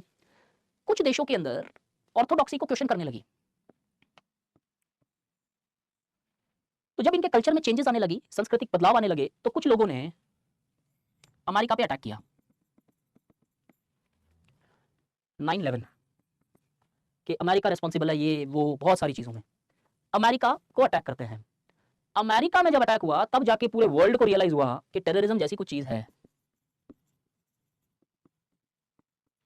जैसे ही अब टेररिज्म आया, देशों ने शिकंजे कस लिए अपने आप, अब नहीं छोड़ेंगे. टेररिज्म जब आया तो अब टेररिज्म की थ्रेट को एक टूल बना के the country started enhancing it's security apparatus. कि जब ये ऐसी चीजें होने लगी तो इसके आड़ में या इसके बहाने से बहुत सारे देशों ने सिक्योरिटी को और स्ट्रॉन्ग करना चालू कर दिया. कैसे? एयरपोर्ट पे ज्यादा स्ट्रिंजेंट चेकअप, ये कुछ XYZ पॉलिसी, वीजा पॉलिसी पे ये रेस्ट्रिक्शन, इसके ऊपर वो रेस्ट्रिक्शन, बहुत चेंजेस किए. ये नहीं इसने भी कर डाले, इसने भी कर डाले, इसने भी कर डाले, हर कंट्री में आया. इसको उठा उठा के सबने अपने पावर्स बढ़ा लिए. Anything which today is connected with security threat can be aggressively implied. सीधी सी बात है. Globalization increased the threat perceptions, which gave rise to the aspects such as terrorism. And on the basis of this, rather than the power of state being reducing, the state expanded its power. अब वो हर चीज security के नाम पे करने लगा. अफगानिस्तान को attack security के लिए करेंगे हम. वीजा रेस्ट्रिक्शन नहीं, security is important of America. Airport के अंदर प्रेसिडेंट साहब हम तो हरास हो रहे हैं एयरपोर्ट के अंदर, एक 5-5 घंटे की लाइन लग रही है. Please understand dear citizens, it is for your welfare, security. Okay sir, fine. Security के नाम पे जो बोला लोगों ने एक्सेप्ट कर लिया. And this is called as securitization of state. एक लाइन में बोलूं तो globalization led to securitization of state, where state, because of the threats created by globalization, now started expanding its power as it increased the control over its people. और security के नाम पे बहुत सारा लोगों के ऊपर कंट्रोल कर लिया गया, चाहे वो सर्विलांस के अंदर हो, चाहे वो पर्सनल इंफॉर्मेशन पे हो, चाहे वो एम्प्लॉयमेंट में हो, चाहे वो किसी भी एक एस्पेक्ट पे हो. दिस सिक्योरिटाइजेशन सबको समझ में आ गया. डेफिनेशन ही तो बताइए अभी यार. Securitization refers to the process where the states on the percepts of threats created by globalization starts enhancing its power. ये सिर्फ अमेरिका नहीं, हर कंट्री ने अपने पावर बढ़ा लिया इसके चक्कर में. एग्जांपल देता हूं मैं, ध्यान से सुनना. एयरपोर्ट के अंदर आप और हम हर सिक्योरिटी थ्रेट बर्दाश्त करते हैं. 2-2 घंटे लाइन भी लगते हैं हम लोग, हर कोई. क्यों? सिक्योरिटी व्यवस्था इसलिए रखनी पड़ेगी. No, this is a security concern. Section 8 RTI के अंदर एग्जम्पशन लगा दिया गया. सॉवरेनिटी सिक्योरिटी अगर कंट्री की थ्रेटेंड है, हम इंफॉर्मेशन नहीं देंगे. 92% rejection rate of RTI ministry of home affairs. 100 में से 92% आरटीआई रिजेक्ट कर दी जाती है on the ground that security and sovereignty threat है. ये ऑलमोस्ट एवरी कंट्री के अंदर हो रहा है. एंड ये प्रूव करता है तुम्हारा सेकंड पॉइंट कि boss globalization has not reduced the power of state. Globalization by creating threat perception and the state by using this threat perception have started largely enhancing its power. उसने power ज्यादा strong कर लिया अपने आप. नयन, हिंदी में बताऊं क्या फिर? यार अब थोड़ी बहुत चीजें तो इंग्लिश में बोलनी पड़ेगी ना. पूरी क्लास कैसे मैं हिंदी में लूं? ठीक है, शॉर्ट में बताता हूं. ग्लोबलाइजेशन से कुछ नए नए थ्रेट्स बने दुनिया में, और उन थ्रेट्स को यूज करके जो देश हैं उन्होंने अपने पावर एग्रेसिवली एक्सपैंड कर लिए, बढ़ा लिए सोसाइटी के अंदर. और वो पावर देयरफॉर ये लोग बोलते हैं कम नहीं हुए, जो कुछ लोग बोल रहे थे ज्यादा बढ़ गए हैं ग्लोबलाइजेशन से वो पावर. मैंने ये एक्चुअली एक्सप्लेन करने की कोशिश किया था. ठीक है, I hope it's clear now. तो हमने पावर की एक इंपैक्ट देखी, इकोनॉमिक्स की एक इंपैक्ट देखी. अब जितनी इंपैक्ट है सब सोशल है कि सोशल इंपैक्ट क्या हो सकती है ग्लोबलाइजेशन की. याद रखना, ग्लोबलाइजेशन न तो खराब है न बढ़िया है. दोनों तरफ पॉजिटिव नेगेटिव इंपैक्ट हो सकती है. जितनी प्रॉस्पेरिटी लाता है उतनी पॉवर्टी भी ला सकता है, और हो सकता है पावर बढ़ाए स्टेट का, हो सकता है पावर घटाए भी स्टेट का. अब अगर मैं ग्लोबलाइजेशन की इंपैक्ट रिलीजन से कनेक्ट करूं तो रिलीजन के अंदर कुछ ऐसी इंपैक्ट है. 2 तरीके से इंपैक्ट होती है. रिलीजन रिवाइवलिज्म हो सकता है ग्लोबलाइजेशन से. कैसे? ग्लोबलाइजेशन में challenge the existing culture, and because some of the cultural aspects are threatened. कुछ कल्चरल चीजें या रिलीजियस वैल्यू जब आपकी ग्लोबलाइजेशन बाहर की सोच से थ्रेटन होती है तो कुछ लोग एग्रेसिवली उस कल्चर को रिवाइव करने लगते हैं, टू प्रोटेक्ट करने लगते हैं अपने कल्चर को. और वो एक रिवाइवलिज्म का फॉर्म ले सकती है, जो आपने देखा अलकायदा के फॉर्म में, या आईएसआईएस के फॉर्म में, या फिर इंडियन मुजाहिदीन के फॉर्म में, या फिर बहुत सारे सेपरेटिस्ट एक्टिविस्ट जो हमारे भारत में कश्मीर में है या नॉर्थ ईस्ट में है, या फिर एलटीटी. आई मीन एलटीटी तो भारत में नहीं है बट वर्ल्ड में बहुत सारी जगह है. ग्लोबल एलटीटी का लेकिन मूवमेंट अलग है. इधर जस्ट मेरे मुंह से निकल गया एलटीटी. रिलीजियस रिवाइवलिज्म होता है देशों के अंदर, क्योंकि किसी एक कल्चर को जब टारगेट करने लगते हो आप, तो उस कल्चर के लोग एग्रेसिवली अपनी वैल्यूज को प्रोपेगेट करने लगते हैं, लीडिंग टू रिवाइवलिज्म, जिसको मैंने आपको ऑलरेडी एक्सप्लेन किया था जब सेक्ट बोला था. कैसे? मैंने आपको उसी सेक्ट वाले पार्ट में बताया था कि रिलीजन जब सेक्युलर होने लगी इन ग्लोबलाइजेशन के एस्पेक्ट से, कुछ लोग एग्रेसिवली ऑर्थोडॉक्स वैल्यूज को प्रोपेगेट करने लगते हैं, giving rise to new sects. साथ ही साथ में सेक्युलराइजेशन लेके आता है ये ग्लोबलाइजेशन. रिलीजन बढ़ने की जगह कई बार ऐसा देखा गया ग्लोबलाइजेशन के कारण बेटर अंडरस्टैंडिंग आने लगी लोगों में. एक दूसरे कल्चर को जब हमने जाना, when we started understanding the various aspects and practices of different culture, we started understanding that secular aspects and ethos started building up. India में भी हुआ. ग्लोबलाइजेशन से modernity, rationality, industrialisation, better jobs, better incomes, high living standards, इन सब के कारण flow of modern ideas, जो आइडियोस्केप्स थे, नई नई सोच आई, नई नई टेक्निक्स आई, इसके कारण सेक्युलरिज्म आने लगता है. People start becoming more secular in their orientations. और जाहिर सी बात है, ग्लोबलाइजेशन लोगों का मूवमेंट बाहर करती है. एक इंडिया अमेरिका में जाता है, अमेरिका में जाने के बाद वो वहां के एथोस को अपनाता है, वहां की वैल्यूज को अपनाता है, ना कि कंप्लीटली इंडियन आइडेंटिटी स्ट्रेस करता है. क्यों? वहां रहने के लिए लोकल कल्चर, लोकल एस्पेक्ट्स या लोकल बोली, भाषा, मैकेनिज्म्स को अपनाना पड़ेगा, और उससे ज्यादा सेक्युलरिज्म आता है जब एक प्रॉपर तरीके से मेल्टिंग पॉट कल्चर बनता है, where people start understanding each other. तो globalisation has led to religious revivalism, at the same time in some societies it has led to secularism. एक कंक्लूडिंग लाइन है. Hence, globalization has created religious conflict in some societies. Globalization sometimes have led to better integrated societies. कहीं पे ज्यादा बेहतर किया, strong किया unity, कहीं पे कॉन्फ्लिक्ट पैदा किया ग्लोबलाइजेशन ने. कल्चर के ऊपर कॉन्फ्लिक्ट भी लाएगा, प्लूरलिज्म भी लाएगा. Completely connected with this point of yours. ये 2 पॉइंट क्यों बनाए? अब चाहो तो ग्लोबलाइजेशन की सोशल इंपैक्ट रिलीजन पे लिखो, अब चाहो तो सोशल इंपैक्ट कल्चर पे लिखो. मेरा सजेशन है दोनों एक साथ मत लिखो, because at the end essence में दोनों एक ही चीज बोल रहे हैं कि कुछ लोग एग्रेसिवली अपना कल्चर प्रोपेगेट करेगा और दूसरा कल्चर जब उन पे इंपोज होता है तो दोनों में कॉन्फ्लिक्ट आती है. एक टर्म है, ये टेररिस्ट ऑर्गेनाइजेशन है नाइजीरिया की. बोको हराम का मीनिंग है, इंग्लिश मीनिंग, वेस्ट इज सिन. स्वाहिल या उनका लैंग्वेज कोई था, स्वाहिली था, उस लैंग्वेज की कोई भाषा है ये। इसका इंग्लिश में ट्रांसलेट करो तो कुछ ऐसा मीनिंग आता है, वेस्ट इज सिन, कि वेस्ट पाप है। क्यों आया ये चीज, ये टेररिस्ट ऑर्गेनाइजेशन क्यों बनी? नाइजीरिया के अंदर वेस्टर्न कल्चर आने लगा, वेस्टर्न हैबिट्स आने लगे, वेस्टर्न सोच आने लगी, तो कुछ लोगों को लगा कि उनकी जो संस्कृति है वो थ्रेटन हो रही है, तो उन्होंने एक ऑर्गेनाइजेशन बनाया और उस ऑर्गेनाइजेशन ने कंप्लीटली वेस्ट के खिलाफ जंग छेड़ दी। जंग छेड़ने का मतलब जो चीज वेस्टर्न थी उसे एक्सेप्ट नहीं किया जाता था। और Boko Haram has been a very very much problem to specific, they have, I mean इनका सबसे बड़ा प्रॉब्लम क्या रहा, ये क्यों न्यूज में क्वाइट ऑफन पायरेसी के लिए, ये शिप्स को लूट लिया करते थे, और ये इंडिया के बहुत सारे शिप्स हैं जो लोगों जो वेजल्स थे उनको सिक्योरिटी देके क्रॉस कराते थे, ये पायरेसी के लिए काफी फेमस हुए थे। बट ये आया इसीलिए, कल्चरल कॉन्फ्लिक्ट आई, इसी के कॉन्टेक्स्ट में एक टर्म यूज किया जाता है, साइड में लिख लेना सिर्फ ये, वेस्टॉक्सिफिकेशन। कल्चर में थ्रेट आती है क्योंकि दूसरा कल्चर थ्रेट माना जाता है, लेकिन कुछ टाइम, कुछ एरियाज, कुछ सोसाइटीज में ग्लोबलाइजेशन ज्यादा बेहतर कल्चर डेवलप करता है, जहां पे प्लूरलिज्म आता है। मतलब बहुत सारे कल्चर के लोग एक साथ रहते हैं, एक दूसरे को अंडरस्टैंड करते हैं, और उस अंडरस्टैंडिंग के बेसिस पे शायद सोसाइटी में ज्यादा डेवलपमेंट आता है, इंटीग्रेशन आता है, या फिर जोड़ या जुड़ाव पैदा होता है। पर दोनों पॉइंट में एक ही पॉइंट लिखना है। ग्लोबलाइजेशन की एक और सोशल इंपैक्ट है माइग्रेशन, इस पॉइंट को शॉर्ट रखूंगा। माइग्रेशन में बहुत टाइप की इंपैक्ट आ सकती है। इंडिया में देखा जाए तो ग्लोबलाइजेशन के कारण माइग्रेशन बढ़ा, बाहर के लोग भी इंडिया में आए और इंडिया के लोग भी बाहर चले गए। अब इस माइग्रेशन से इंपैक्ट क्या आई? एक तरफ हम देखते हैं इंडिया में ब्रेन ड्रेन का कॉन्सेप्ट है कि because of now better opportunities present throughout the world, we see many Indians started going outside the country, जो स्किल्ड थे they started visiting outside the country and they started reaping benefits out of it. कहीं पे brain gain होता है, India में brain drain हुआ क्योंकि super specialist, super skilled वाले लोग बाहर जाके ज्यादा बेटर अपॉर्चुनिटीज होने के कारण they were working there. Doctor India में बन रहे थे, इंजीनियर इंडिया से बने, या सारी चीजें इंडिया में की और बाहर जाके in fact they were now working. कोई गलत नहीं है, ठीक है, वो उनकी पर्सनल चॉइस है, बट अगेन एज अ देश, एज अ कंट्री, उधर का ब्रेन जो स्पेशल था, जो शायद ज्यादा कंट्रीब्यूट कर सकता था हमारे नेशनल डेवलपमेंट में, वो बाहर चला गया, और ये ब्रेन वहां पे गेन बन गया, उनकी कंट्रीज के लिए अब डेवलप करने लगा इनफैक्ट।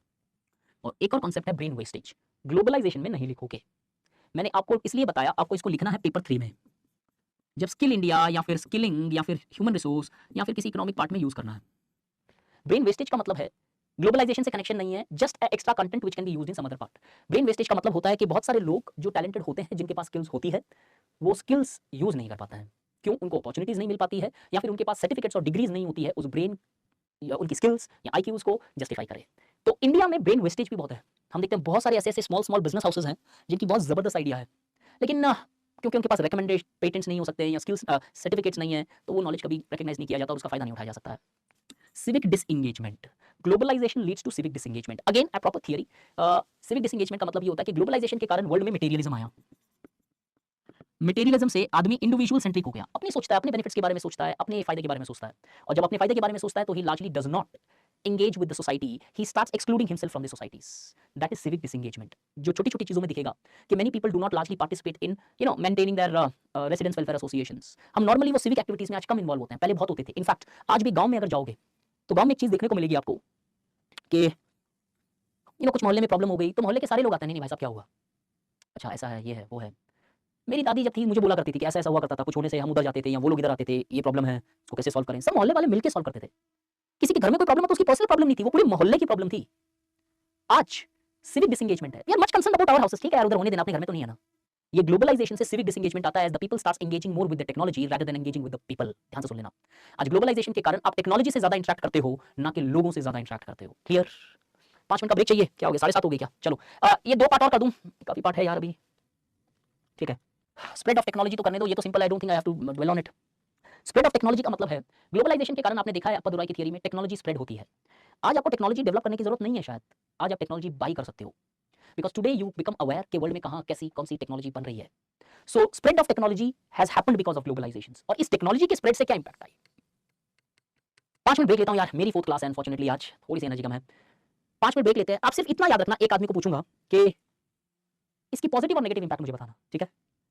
टेक्नोलॉजी स्प्रेड हुई ग्लोबलाइजेशन से, लेकिन इस टेक्नोलॉजी के स्प्रेड होने के कारण पॉजिटिव इंपैक्ट एक और नेगेटिव इंपैक्ट एक, जो आप ग्लोबलाइजेशन में लिखोगे। Guys 5 minutes, 7:30 7:35 will start. Positive impacts are growth and knowledge sharing in almost every aspect, securing our country, perfect. Negative impacts are same, knowledge is being used by certain organizations or people are trying to perform against own country, okay. Positive awareness, negative misinformations, fine, perfect. ध्यान से सुनना थोड़ी, good guys, digital divide, very good point in fact. Over information या misinformations both could be point, दीपाकर and Ankur. Privacy, perfect, Abhishek Kumar. लेकिन privacy जो है वो एक पॉजिटिव भी हो सकता है, प्राइवेसी के बारे में कंसर्न हमारा ग्लोबलाइजेशन से बड़ा भी है। नहीं neo colonialism perfect Shilpa, but हम वापस वो पॉइंट यूज नहीं करेंगे जो हमने कहीं लिखा हुआ है। स्प्रेड ऑफ टेक्नोलॉजी से दोनों पॉजिटिव और नेगेटिव इंपैक्ट हुई। मैंने द इंडियन एक्सप्रेस के अंदर एक पॉइंट पढ़ा था, जो एक टर्म पढ़ा था, कोई अलग से कोई थियरी नहीं है, एक टर्म था, Globalization spread the technology. This technology have largely led to dependency. अब इंडियन एक्सप्रेस में था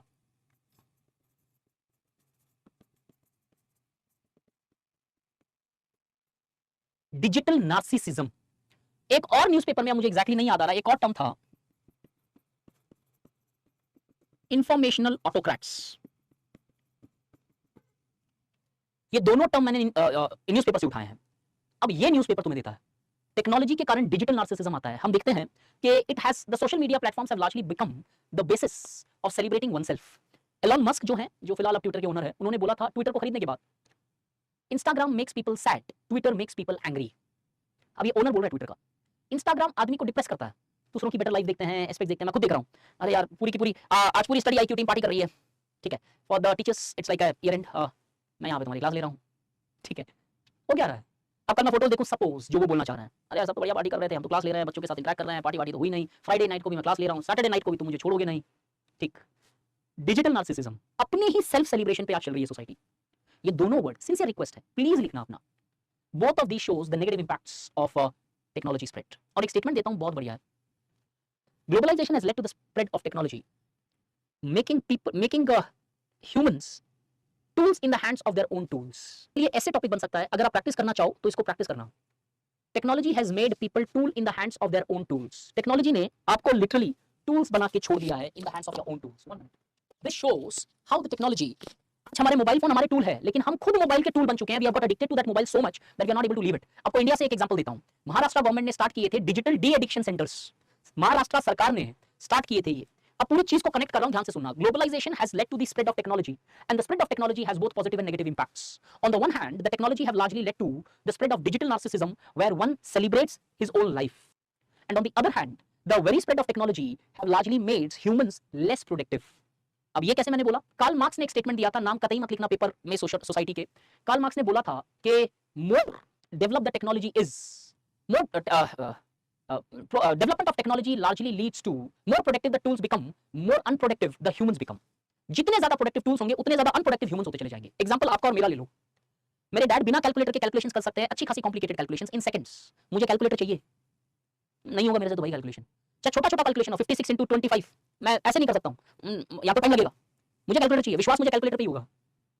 तो मार्क्स बोलते हैं जितनी प्रोडक्टिव टेक्नोलॉजी होती जाएगी उतने अनप्रोडक्टिव ह्यूमंस होते चले जाएंगे। ये बताता है नेगेटिव इंपैक्ट। मार्क्स का नाम हटा देना, पूरा स्टेटमेंट लिख देना, चलेगा। लेकिन टेक्नोलॉजी ने सब नेगेटिव नहीं किया, टेक्नोलॉजी ने बहुत अच्छे से लाइफ को एनहांस भी किया है, जिसका सबसे बेहतरीन सोशल इंपैक्ट बताता हूं।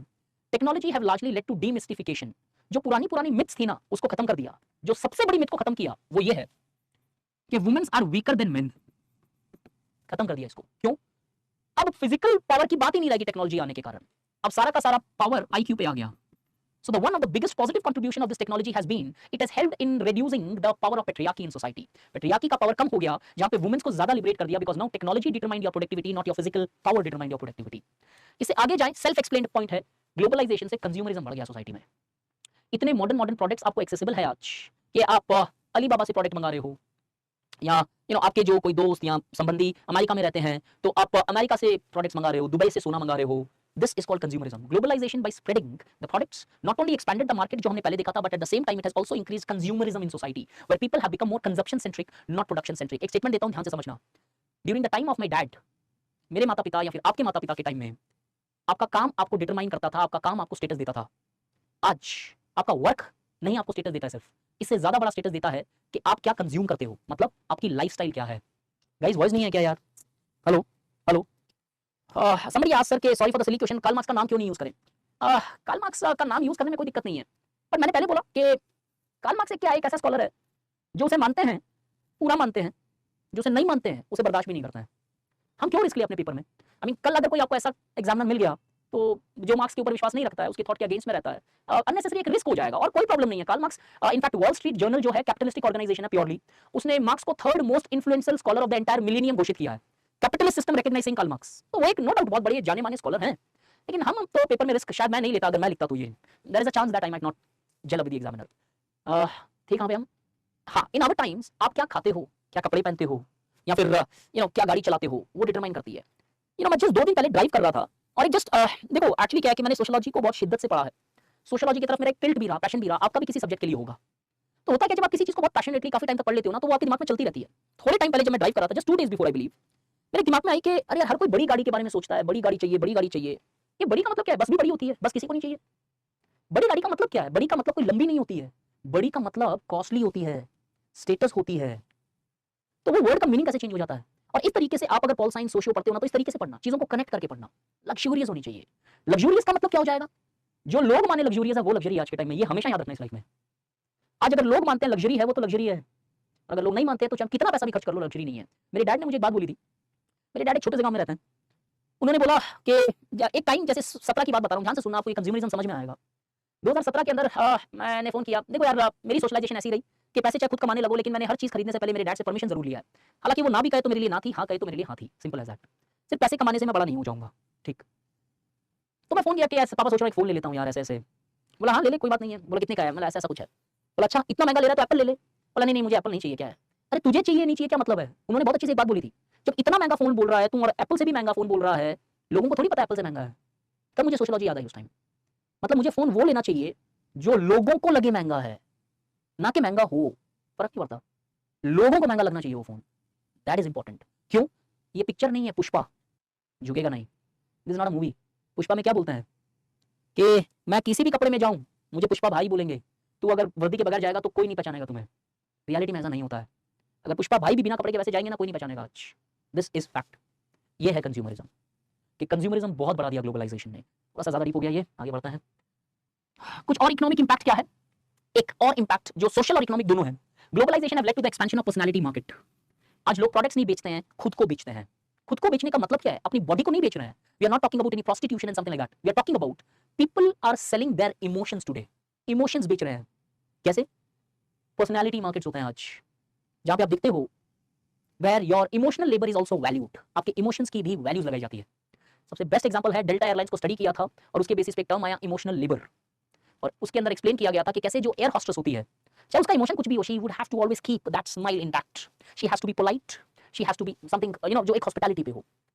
Personality market, you sell not the products, either you are selling the symbols and logos, either you are selling yourself. So the nature of market have changed because of globalizations.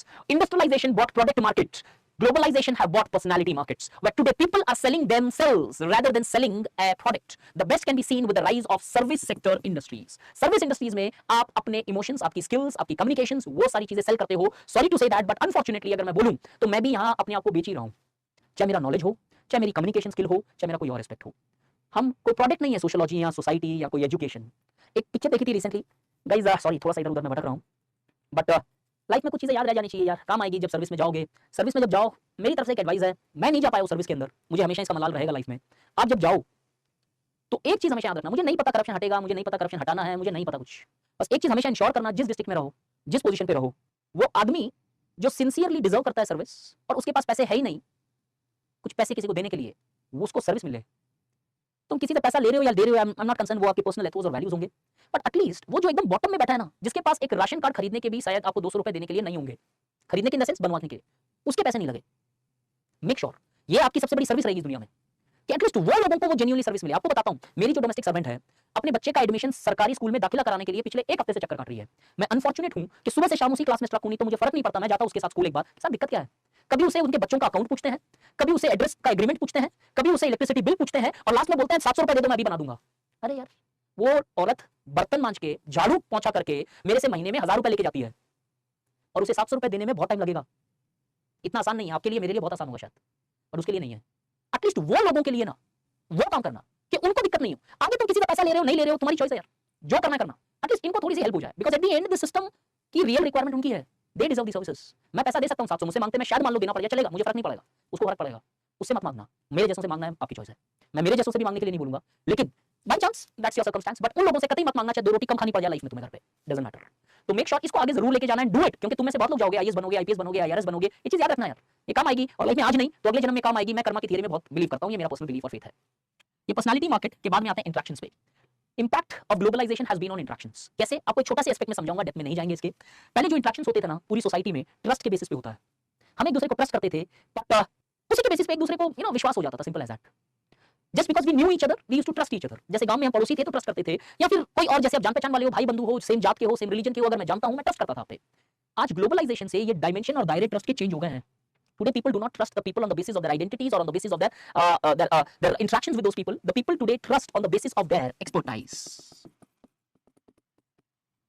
अगर आपके पास skills है, expertise है, मैं आंख बंद के trust करूंगा. Example, Delhi के अंदर या कलकत्ता के अंदर या पटना के अंदर या फिर कहीं पे भी किसी भी सिटी में अगर आप रहते हो, जब आप हॉस्पिटल में जाते हो तो डॉक्टर को सिर्फ एक रीजन के कारण ट्रस्ट करते हो, नहीं डॉक्टर है ये, दैट्स इट. उसकी जात नहीं देखते हो, उसका धर्म नहीं देखते हो, उसका रिलीजन नहीं देखते हो, उसकी एथनिसिटी, लैंग्वेज, भाषा, क्लास कुछ नहीं देखते हो आप, उसका एक्सपर्टाइज देखते हो. पहले ऐसा नहीं था. पहले सिमिलैरिटीज के बेसिस पे एक दूसरे से ट्रस्ट करते थे हम. आज एक्सपर्टाइज है तो ट्रस्ट है, नहीं तो अपने भाई पे भी ट्रस्ट नहीं है. नहीं यार तेरे पास स्पेशलिटी नहीं है, तू रहने दे, किसी और से करवाएंगे. ये है आज माहौल, यही है. This is how it happens. अच्छा भी है, बुरा भी है, कोई गलत नहीं है कि एक्सपर्टाइज होने से कहीं ना कहीं एफिशिएंसी पे फोकस है मेरा, तो मैं चाहता हूं कि एक्सपर्ट काम करे. तो अगर आप रूट कैनाल ट्रीटमेंट कराने जाते हो तो आप एक्सपर्ट के पास जाते हो, ना कि कोई ऐसे एक नॉर्मल बीडीएस सर्जन के पास जाते हो. आप किसी एक उसका जो भी उनका स्पेशलिस्ट होता है एमडीएस के अंदर जो भी, उनके पास जाते हो. This is changing. अब I think these are quite a good enough. अब अगर आपको और लिखनी है इंपैक्ट, जस्ट बाई चांस ये कम लगती है, वुमेन पे क्या है, कास्ट पे क्या है, एथनिसिटी पे क्या है, रिलीजन पे क्या है, एम्पावरमेंट होता है या कम होता है, ट्राइब क्या आइसोलेट होंगे, डेवलप होंगे, अंडर डेवलप होंगे, लैंग्वेज, जितने हमने syllabus discuss, family, marriage discuss किए ना, अगर बाई चांस मैंने जो डिस्कस किए पॉइंट उसमें से 4-5 पॉइंट याद भी नहीं रहे, सपोज सिलेबस याद रखना इंडियन सोसाइटी का, हर किसी पे ग्लोबलाइजेशन की एक इंपैक्ट है. जहां पे मैंने स्टार्ट किया था ये लेक्चर, वहां पे मैं आज खत्म कर रहा हूं. फीचर से हमने स्टार्ट किया था, फीचर पे लाके मैंने तुम्हें छोड़ा. एक छोटा सा टॉपिक और रहता है मेरा अभी भी, अर्बनाइजेशन, बट मेरे पास एनर्जी नहीं है पूरी टॉपिक अभी अर्बनाइजेशन करने की. कल अर्बनाइजेशन से कंटिन्यू करूंगा और बाकी के सारे एस्पेक्ट करूंगा. ठीक, अभी मैं आधे घंटे आपके डाउट्स लेता हूं, जिसके डाउट है. पहला जो है वो है संजीव. ठीक है संजीव, सबसे पहले मैं आपके डाउट लूंगा. ठीक है, उसके बाद जो हैंड रेज कर रहे हैं प्लीज एक बार. संजीव है क्या, सॉरी क्या नाम था यार, संजीव तो नहीं है, संजीत. ठीक है Sanjeet. Nikita, good evening. Sir जैसे कल आपने एक एग्जांपल दी थी तमिलनाडु और केरला की, तो उन्होंने सब जैसे यार एग्जांपल मुझे किस चीज में, पॉपुलेशन वाले में? पॉपुलेशन में कल का डाउट. ठीक है फाइन. तो सर उसमें आपने कहा था कि टोटल फर्टिलिटी रेट जो है इन स्टेट्स में स्टेबल करा हुआ, और अगर पॉपुलेशन अगर इसके बावजूद भी बढ़ती है सर, हाँ, तो हमें पॉपुलेशन को ऐसे रहने देना चाहिए. हाँ. Sir eight the same time हमारी पॉपुलेशन ज्यादा होगी तो वो एजुकेटेड तो है, बट स्किल्ड नहीं है, जिसकी वजह से सर जो है जॉब्स में बड़ी प्रॉब्लम आती है. Right. और हाईली जो एजुकेटेड यूथ है वो है अभी अनएम्प्लॉयड रेदर देन जो कम पढ़े लिखे. परफेक्ट. तो मैं से पॉइंट ऑफ व्यू में ये सवाल आए तो हमें किस तरह से ज्यादा फोकस करना चाहिए, ज्यादा एजुकेशन की ओर या ज्यादा स्किल की ओर. कल भी मैंने स्किल बोला था, एजुकेशन नहीं सिर्फ. वी आर टॉकिंग अबाउट, देखो अगर चलो क्या नाम था आपका, भूल जा रहा हूं, संजीव लिखा है मैंने इधर, क्या था? संजीत. ओके, तुम सबको एक छोटे सा मस्त एग्जांपल देता हूं, ध्यान से याद रखना, लाइफ में बहुत जगह काम आने वाला है. एजुकेशन कैसी होनी चाहिए संजीत? सर जिससे हमारी लाइफ में कोई अच्छी डेवलपमेंट हो सके और हम इसका जितनी एजुकेशन उसका इस्तेमाल करके अपनी लाइफ को बेहतर बना सके. बेहतर क्या होता है यार, अब ये थोड़ी ना होता है, फिलॉसफी थोड़ी लिख रहे हैं यार हम. सर बेहतर नहीं, हम लाइफ को अच्छी तरीके से जी पाए, अपनी मतलब इतना हमारे पास स्किल है उससे हम पैसा कमा पाए, अपने परिवार को फीड कर सके और कंट्री में कंट्रीब्यूशन कर सके. बहुत बढ़िया यार, मतलब है. चलो मैं आपको बताता हूं एजुकेशन कैसी होनी चाहिए, आप बताना कैसा लगा ये. ठीक है यस सर. पक्का? रेडी हो सब? Yes sir. एजुकेशन ऐसी होनी चाहिए जिसको भी बोलोगे ना होश खड़े हो जाएंगे उसके. 3H पे फोकस होना चाहिए, हेड, हैंड. अगर ऐसी एजुकेशन है तो सक्सेसफुल है. हेड का मतलब IQ डेवलप करे, हार्ट का मतलब EQ, emotional intelligence, EI develop करे, आपको एम्पैथी सिखाए, सिंपैथी सिखाए, वैल्यू सिखाए, मॉरल सिखाए, ह्यूमनिज्म सिखाए. हैंड का मतलब है स्किल्स भी दे. That is the education. अब ये मैंने पहले भी आपको में से बहुत लोगों को बताया होगा, रियलिटी में इस पे फोकस करना. तो अब अगर आप संजीव या संजीत सॉरी ये बोल रहे हो ना, इसी पे फोकस करना. एजुकेशन है तो ऐसी है तो चलेगा, क्योंकि स्किल ऑटोमेटिकली हो जाएगी. और सर जैसे जो वर्क डिस्क्रिमिनेशन होता है इंडिया में या हमारी सोसाइटी में देखा जाएगा, एक काम हम करते हैं उस काम करने को पैसे कम मिलते हैं, एक काम करेंगे उसको ज्यादा मिलते हैं. सर नहीं मैं समझ नहीं पाया ये. सर जैसे अगर वर्क डिस्क्रिमिनेशन मतलब मेरे कहने का मतलब है कि उसमें जो सोसाइटी में ना वही लोग एक काम कर रहे हैं, एक ही काम में कोई लोग कर रहा है तो ज्यादा पैसा है, कोई लोग कर रहा है तो कम पैसा है, ऐसा कुछ? यस सर ऐसा भी हो, जैसे मेल और फीमेल में भी ऐसा होता है. हाँ मेल फीमेल में भी हो सकता है, कास्ट में भी हो सकता है वो. तो इसको किससे कनेक्ट करना है, मतलब आप पूछना क्या चाह रहे हो? यस सर ये part of society or part of Indian Indian system sir, इस तरह से नहीं मैं इकोनॉमिक सिस्टम. नहीं संजीत, मैं ये नहीं समझ पे आ रहा है कि ये पॉइंट तो मैं आपका एक्सेप्ट कर रहा हूं, ठीक है डिस्क्रिमिनेशन हो रही है, लेकिन इसको किस कंटेक्स्ट में आप पुट कर रहे हो, मुझसे क्या पूछना चाह रहे हो? इसमें सर इंडियन सोसाइटी में ना सर इसको कैसे इंप्रूव कर सकते हैं, मतलब अच्छा डिस्क्रिमिनेशन कैसे कम कर सकते हैं हम लोग? Yes sir. अच्छा ऐसा, ओके. डिस्क्रिमिनेशन मल्टीपल टाइप्स की है, सारी एक ही साथ लेके चलो जो भी फॉर्म की डिस्क्रिमिनेशन है. कोई भी डिस्क्रिमिनेशन को खत्म करने के लिए, अगर आप देखो पहली चीज खत्म नहीं होती है, कंट्रोल कर सकते हैं ज्यादा चीजों को. किसी भी डिस्क्रिमिनेशन को कंट्रोल करने के लिए, be that gender discriminations, caste discriminations, ऐसा माना जाता है कि long term these discriminations can only be tackled by largely bringing behavioral changes. In short terms, the various laws can help us you to overcome those discriminations, but in long term, the discriminations will only be tackled when you demystify the notions, when you change the behaviors of the people. Only then there is a possibility of people then changing themselves, because it is not technically possible for laws to largely change every person. कुछ को impact करेगा, कुछ को नहीं करेगा.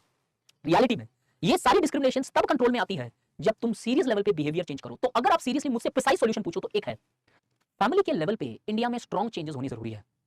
और मेरा personal experience कहता है कि आज बहुत सारी चेंजेस हो रही है फैमिली के लेवल पे. वुमेन से रिलेटेड हो, डॉटर से रिलेटेड हो, मदर इन लॉ से रिलेटेड हो, सन से रिलेटेड हो, या कोई भी एक एस्पेक्ट से हो, फैमिली में सबसे इंपॉर्टेंट चेंज आनी चाहिए. एपीजे अब्दुल कलाम सर ने भी यही कहा था कि फैमिली को चेंज करना ज्यादा जरूरी है. और अगर दूसरा चेंज बोलो तो सुप्रीम कोर्ट ने एक स्टेटमेंट दिया था कि change can only happen when we empower the women. Supreme Court का स्टेटमेंट है इंडिया का कि वुमेन को एम्पावर करने से चेंज आ सकती है। तो आई थिंक कोई भी फॉर्म ऑफ डिस्क्रिमिनेशन है which requires more over a behavioural change, because merely the structural change but जो कास्ट में भी आई बट शायद वो उस लेवल पे नहीं आया चेंज जितना आना चाहिए था। नेक्स्ट कुछ और है?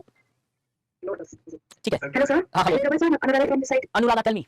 Yes, sir. Good evening, sir. Good evening. Sir, in a secularism, we can quote some Supreme Court judgment, Oh, yes. SR Bomai versus Union of State. SR Bommai versus तो आर्टिकल 356 पे judgement था वो। Yes, sir. But in this judgment, Supreme Court declared that secularism is the basic structure of Indian Constitution. Oh no no, that was Kesavananda Bharati case. Yes, sir. Yes, sir. So SR Bommai judgement जो आप बोल रहे हो, एक minute थोड़ा सा factual clarification कर लेते हैं, गलती नहीं करते हैं। जितना मुझे याद आ रहा है, देखो हो सकता है मेरा फैक्ट थोड़ा ऊपर नीचे हो। एसआर बोमाई जजमेंट जो था कर्नाटक हाई कोर्ट का जजमेंट है, जहां पे आर्टिकल 356 के ऊपर डिबेट थी, जहां पे उन्होंने जजमेंट दिया था गवर्नर्स की रिपोर्ट जो है वो बहुत क्लियर होनी चाहिए कि आर्टिकल 356 लगाया जाए या नहीं जाए। ये अलग, आई मीन यहाँ सेक्युलरिज्म का कोई कनेक्शन नहीं था।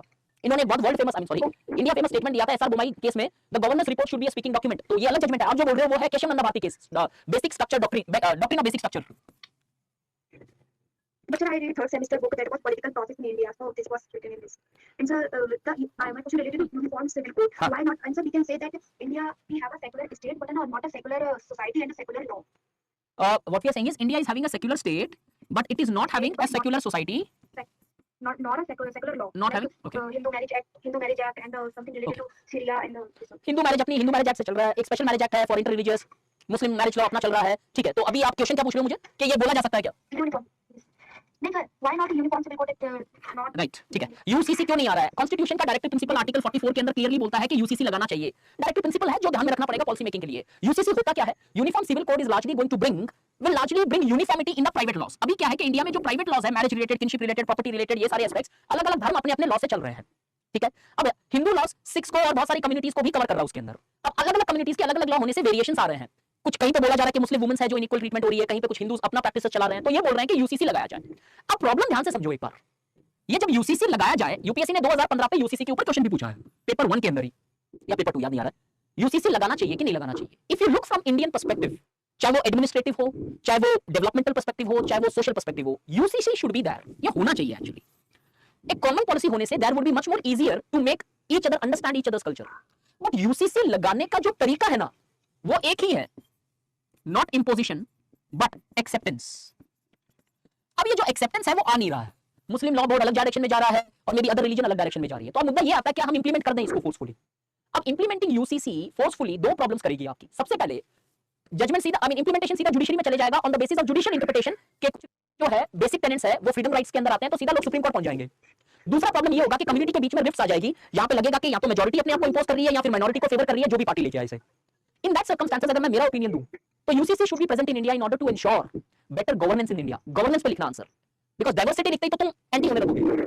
In order to largely ensure good governance in India, uniform civil code is necessary as it will largely reduce the nature of conflicts present in societies, tendencies of conflicts present in societies. But however, the way in which the UCC should be imposed should be largely creating a conglomeration of various religious faiths who debates and discusses and finds out a way to implement UCC.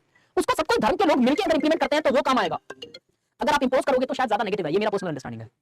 Yes sir, but इस तरीके से देखा जाए तो uniform civil code को India में आने में जिस तरीके से सोसाइटी आज थिंकिंग है तो बहुत टाइम लग सकता है। Right, yes. इनफैक्ट मुझे ऐसा लगता है कि आज अगर हम डिबेट चालू करेंगे तो हमारी आने वाली जनरेशन के अंदर लगेगा ये। Yes sir, yes sir. लेकिन डिबेट चालू तो करें, एटलीस्ट हमारी लाइफ उतनी बेटर नहीं है तो अपनी जनरेशन की तो लाइफ बेटर हो कि आगे जाके तो एटलीस्ट एक बेटर अंडरस्टैंडिंग हो।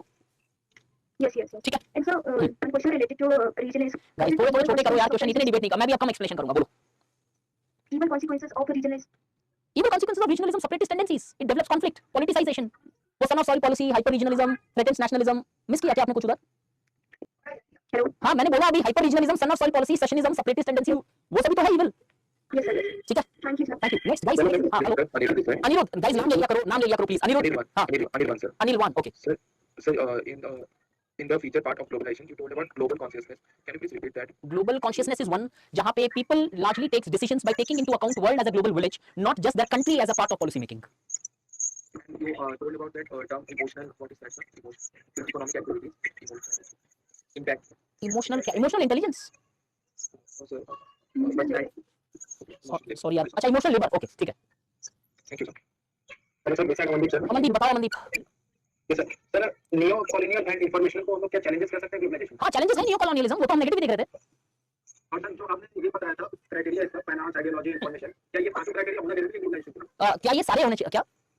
सर क्या आपने पांच क्राइटेरिया बताए थे, क्या ये सारे होना चाहिए? नहीं यार क्या कर रहे हो अमनदीप, मैंने बोला ना चाइना ग्लोबलाइज्ड है लेकिन इन दोनों में नहीं है। एक में हो सकता है, 4 में हो सकता है, 5 में हो सकता है, 2 में हो सकता है। Next guys, Amandeep sir. अच्छा अमनदीप, तो अभी कौन डाउट किसका क्लियर किया मैंने? अमनदीप ही तो था वो भी। दूसरा अमनदीप सर। चलो बताओ यार अमनदीप। सर मेरा डाउट सेक्युलरिज्म के रिगार्डिंग है। जैसे दो डेफिनेशन दी थी वेस्ट की और एक एरिया की। हाँ। जो डिस्कशन हमने की थी वो इंडियन पर्सपेक्टिव के हिसाब से की। हाँ। और लास्ट में जो मतलब फैक्टर के ब्रिंग सेक्युलरिज्म किए थे हमने। हाँ। उसका मतलब मेजर कंक्लूजन ये था कि जैसे जैसे रिलीजन का इन्फ्लुएंस इंक्रीज होगा वैसे वैसे सेक्युलरिज्म बेटर होगी। मतलब इसका मतलब ये है कि फैक्टर डेफिनेशन की तरफ नहीं, जैसे जैसे रिलीजन इंक्रीज होगा सेक्युलरिज्म थ्रेटन होगा। मैं नहीं समझा अमनदीप। जैसे हमने किया ना मॉडरेट इंक्रीज हो रही है। हाँ। सेक्युलरिज्म इंक्रीज हो रहा है, हम गोल बैक कर रहे हैं रिलीजन की तरफ। हाँ। इसकी वजह से सेक्युलरिज्म इंटर हो रहा है। हाँ। हमने ये परसेप्शन निकाला है। हाँ। और ऐसे मतलब पॉवर्टी और फंक्शन ऑफ रिलीजन में लिखा है कि जैसे जैसे इंक्रीज होगा वैसे सेक्युलरिज्म डिक्रीज होगा। ओके अमनदीप बात पीछे बहुत अमनदीप बात लास्ट में आपका बात समझ में नहीं आया मुझे। गाइस बाकी तो अनम्यूट मत करो यार, ऐसे तो मत करो फिर। अब डिले आप ही को हो रही है यार। हाँ बताओ अमनदीप। नहीं नहीं नहीं, वेस्टर्न डेफिनेशन और इंडियन डेफिनेशन पे हमने डिस्कशन नहीं किया था अमन। हमने डिस्कशन किया था पीपल सेंट्रिक डेफिनेशन में। क्या रिलीजन का influence day to day life में आदमी के कम हो रहा है, ये हमने इवैल्यूएट किया था रैशनैलिटी पे, प्लूरलिज्म पे, दिस वर्ल्डली एथिक्स पे, रिलीजियस पॉपुलेशन पे, या फिर टेक्नोलॉजी जो एक्स वाई जेड उनके बेसिस पे ये देखा, इसको इवैल्यूएट किया हमने। मैंने आपको एक चीज बोली थी थियोरेटिकल टर्म में इंडिया इज सेक्युलर। क्यों बोला था वो? रिलीजन और स्टेट को इक्वल ट्रीटमेंट कॉन्स्टिट्यूशन में तो मिल ही रहा है, तो इसको तो इवैल्यूएट कर ही नहीं पा रहे हम। इवैल्यूएट इसका हुआ था लोग सेक्युलर है कि नहीं आज। Thank you. मिश्रा, कोई मिश्रा, जय मिश्रा। हाँ एक मिनट जय एक मिनट यार, प्लीज सिंसियरली हाथ जोड़ के रिक्वेस्ट है, बाकी लोग म्यूट कर लो यार। मैं आज डाउट ले लूंगा, 9 बजे तक ले लूंगा, डोंट वरी। लेकिन एक कटसी से तो चलो यार, 9 o'clock तक मैं लूंगा, आई प्रॉमिस। एक सेकंड वेट यार, बाकी लोग अनम्यूट करोगे या नहीं करोगे मुझे सिंपल सा बताओ, मैं सबको अनम्यूट करूं? अमनदीप के टाइम से डिस्टर्बेंस हो रहा है यार। हाँ बताओ जया। सर आपने क्वेश्चन दिया था कि इंडिया सेक्युलर कंट्री। हाँ। सर उसको मैंने लिखा था और इवैल्यूएट करने के लिए भेजा था, पर मेरा पर्सपेक्टिव से दूसरा था। हाँ। लाइक मैंने सेक्युलरिज्म एंशिएंट इंडिया पे एग्जांपल दिया, जैसे एलोवा के टेंपल्स हैं और अशोका एम्परर की रॉक एडिक्ट्स हैं। Perfect. उसमें दो मैंने एग्जांपल दिए। Perfect. मेडिकल इंडिया पे मैंने लिखा। मेडिकल इंडिया में जाओ तो दिनेलाई है, अशोका में जाओ तो अशोका का धम्मा है, बहुत सारी चीजें हैं। यस बस टू भी काफी कमेंट हो गया Perfect. और सरिया एक्ट और पॉसिबल कन्वर्जन में जब उन्होंने बंद किया वो लिखा। हम्म। फिर मॉडर्न इंडिया में मैंने गांधी जी और जवाहरलाल नेहरू का पर्सपेक्टिव लिखा। Perfect. फिर इनको कंपाइल करके मैंने कोई नेगेटिव कुछ नहीं लिखा। Perfect. तो फिर यहाँ से सही रहेगा। हाँ अगर आप पूछ रहे हैं, अगर क्वेश्चन आपको पूछ रहा है इज इंडिया सेक्युलर कंट्री, आपने पॉजिटिव पर्सपेक्टिव लिखा है, कोई प्रॉब्लम नहीं है, nothing, no problem at all. You have taken a good stand there और आपने प्रूव किया उसे। बस मेरे हिसाब से शायद सिर्फ एक मिनट एक डायमेंशन ऐड जो किया जा सकता है कि कभी कभार सेक्युलरिज्म को थ्रेट भी हुई है, बट ओवरऑल इंडिया में सेक्युलरिज्म स्ट्रांग रहा है, ये ऐड कर दो, परफेक्ट आंसर। यस और मतलब जैसे कॉन्स्टिट्यूशनल पर्सपेक्टिव होता है तो मैंने हेडिंग मतलब इंट्रो उसी से लिया। बाकी फिर मैंने एंशिएंट और मेडिकल और मॉडर्न व्यू बता दिया, फिर कंपाइल कर दिया। नहीं देखो जया, मेरे हिसाब से तो कोई मिस्टेक नहीं लग रही है मुझे इसमें। ये सर्टिफिकेट को क्या मैंने उनसे पूछा था क्या ये मेरा पर्सपेक्टिव सही है, तो उसने ऐसा कुछ मुझे बताया नहीं है। नहीं पर्सपेक्टिव 100% सही है, लेकिन बस वो एक पैराग्राफ आपको ऐड करना पड़ेगा ताकि एक तरफा आंसर नहीं लगे कि हाँ नो डाउट इंडिया में कभी ना कभी इस पॉलिसीज को थोड़ी बहुत थ्रेट्स रही है, चाहे वो जिजिया किसी ने लगाया हो, चाहे वो किसी ने बोधी ट्री काटा हो, चाहे वो किसी ने किसी ब्राह्मण को टारगेट किया हो, बट हाउएवर ओवरऑल इंडिया का जो एसेंस है सेक्युलरिज्म के ऊपर पहले भी था, आज भी है और कल भी रहेगा। कल कैसे लिख रहे हैं? क्योंकि वो बेसिक स्ट्रक्चर है, कोट कर देना। तो perfect answer, I don't think कोई प्रॉब्लम है। तो फीचर्स ऑफ सेक्युलरिज्म में आपने एक पॉइंट दिया decline in functions of religion. हाँ। तो क्या आपने सेक्युलराइजेशन एग्जांपल लिख सकते हैं? यस परफेक्ट, डॉबलर की थियरी डीसेक्युलराइजेशन परफेक्टली होती है कि कहीं ना कहीं सेक्रेट की इंपॉर्टेंस कम होगी तो रिलीजन का फंक्शन कम हो गया। यस और इसी सेम फीचर्स में एक और रैशनैलिटी का है। तो क्या मैं इसमें भी एग्जांपल लिख सकती हूं जैसे आपके कॉन्सेप्ट चल रहा है लाइफस्टाइल फॉर एनवायरनमेंट, तो ह्यूमन अपने बेनिफिट के लिए अब रैशनल हो रहे हैं एनवायरनमेंट के प्रति। तो रैशनैलिटी की पॉजिटिव में लिख रहे हो कि we are becoming more rational which can be seen कि इकोलॉजी को प्रोटेक्ट कर रहे हैं क्योंकि हमारा फायदा हो रहा है उस चीज से, कहीं ना कहीं हम ज्यादा सोचते हैं कि इकोलॉजी को। हां तो डन, नो इश्यूज। तो क्योंकि बेसिकली एग्जांपल मैंने वसुदेव कुटुंबकम सेक्युलराइजेशन ऑफ रिलीजन पे लिखा, तो इसीलिए मुझे कंफ्यूजन हो रही थी कि मैं कहीं गलत पॉइंट तो नहीं। नहीं वासुदेव कुटुंबकम ठीक है, लेकिन वो इकोलॉजी वाला मूवमेंट एक अलग पॉइंट बन जाएगा, वो कॉस्मोसेंट्रिक अप्रोच बन जाएगा। होमोसेंट्रिक से कॉस्मोसेंट्रिसिज्म आ रहा है, ठीक है, मन बोलते हैं, गुड इनफ, लिख सकते हो। Yes, the alternate question है are tolerance, assimilation and pluralism the key elements in making of an Indian form of secularism? Justify your answer. फिर मुझे इसका आंसर नहीं बन रहा था कि मैं कैसे करूं। टॉलरेंस, असिमिलेशन और प्लूरलिज्म, ये तीनों इंडियन सेक्युलरिज्म बना रहे हैं, राइट? ओके आगे आगे क्या था? Justify your answer. जो भी सैंडोज को जस्टिफाई करना है, मतलब फैक्ट के साथ प्रूव करना पड़ेगा। टॉलरेंस हमेशा एक एसेंशियल एलिमेंट रहा इंडियन सेक्युलरिज्म का, जहां पे ऑलरेडी आपको पता होना चाहिए, आपने खुद एग्जांपल लिया जैसे दीन इलाही या फिर डिफरेंट टाइप्स ऑफ रिलीजन और different types of cloth pattern has been accepted always by India. India में जो रूलर आया इंडिया का होके रह गया, हर धर्म को हमने अपनाया, हर लोगों को हमने अपनाया। एसिमिलेशन, असिमिलेशन को मैं फिर फिलहाल कंडीशन पे छोड़ता हूं, आगे देखूंगा। प्लूरलिज्म इंडिया के अंदर we know India is a pluralistic nation. Pluralistic का मतलब क्या होता है? Pluralism largely refers to an ideology where the people rather than highlighting their differences they celebrate their similarities. In India different diversities have existed with lot of differences, but however every person, every community in India have more emphasized on highlighting their similarities rather than emphasizing their dissimilarities, as we often see in the forms of disasters, in the forms of national anthem, in the forms of national flag or in the times of cricket matches. तो ये दोनों हमेशा रहे हैं essential element इसके, but assimilation has never been an element of Indian secularism. Rather than एक minute यहाँ पे पूरा सुनो या मैं कट कर दे रहा हूँ। असिमिलेशन कभी भी सेक्युलरिज्म नहीं लाता है। असिमिलेशन नहीं है इंडिया का एलिमेंट जो रहा इंटीग्रेशन।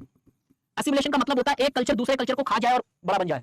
इंडिया में किसी भी वर्ल्ड में अगर एसिमिलेशन को सेक्युलरिज्म से डाला जाए तो सेक्युलरिज्म के एंटी खड़ा होता है एसिमिलेशन, ये हमेशा याद रखना, because assimilation talks about superiority of one culture over other culture, and in India assimilation has never been a fact of Indian secularism, rather than integration has been a part of Indian secularism. तो इसको तुम्हें negatively लिखना पड़ेगा, because this is not a feature of Indian secularism. वो type के अंदर था, हाँ assimilation में यूज कर सकते हो आप इधर. मतलब एक थोड़ा ऑप्शनल से रिलेटेड क्वेश्चन है, क्योंकि मैं ओरिएंटेशन क्लास में भी आपसे कनेक्ट नहीं कर पाई हूं, तो सर अभी मतलब सर मैं एमए पॉलिटिकल साइंस से दोनों में से मुझे थिंकर रिलेटेड प्रॉब्लम नहीं, एक सेकंड, थिंकर रिलेटेड प्रॉब्लम है तो पब्लिक एडमिनिस्ट्रेशन ज्यादा बेटर डिसिप्लिन आपके लिए. थिंकर्स पब्लिक में उतने मिलेंगे नहीं आपको. Mary Parker Follett, Chester Barnard, Woodrow Wilson, 5 साल गिने चुने थिंकर है, खत्म है गेम. ये क्योंकि कॉलेज में सही लगा था, उनको इंटेंशनली वो बहुत डीप में नहीं पढ़ाया गया, तो फिर वो हेट्रेड डेवलप हो गया. नहीं, हेट्रेड हो गया तो फिर एक अलग चीज है. हेट्रेड बहुत बड़ा वर्ड यूज कर दिया तुमने. नहीं तब पकड़ मत लेना, अगर हेट करते हो तो कैसे लोगे.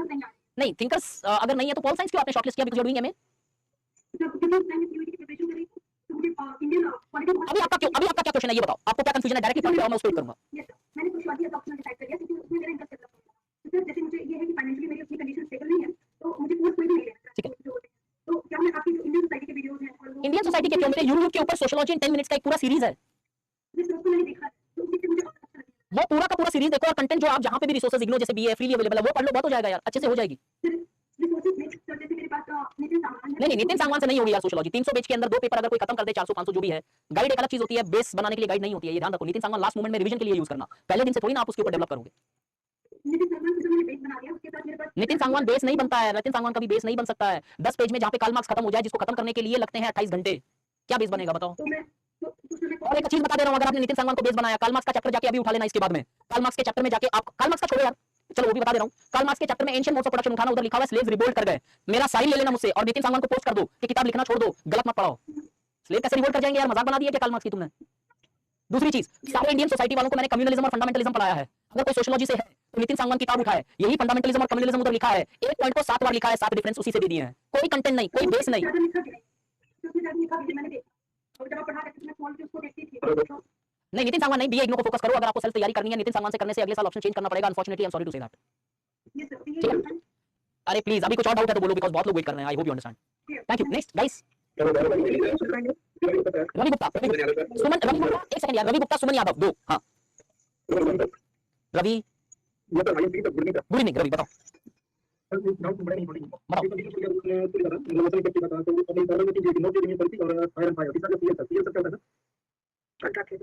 किस चीज का सीएल समझा नहीं मैं यार, पीछे है क्या, इसमें लिखा हुआ है क्या. सॉरी यार, सीएल इसमें कुछ है. अरे यार, सीएल कॉन्ट्रैक्ट लेबर होगा ये, contract labour, informalisation of labour के अंदर लिखा था मैंने ये. कंट्री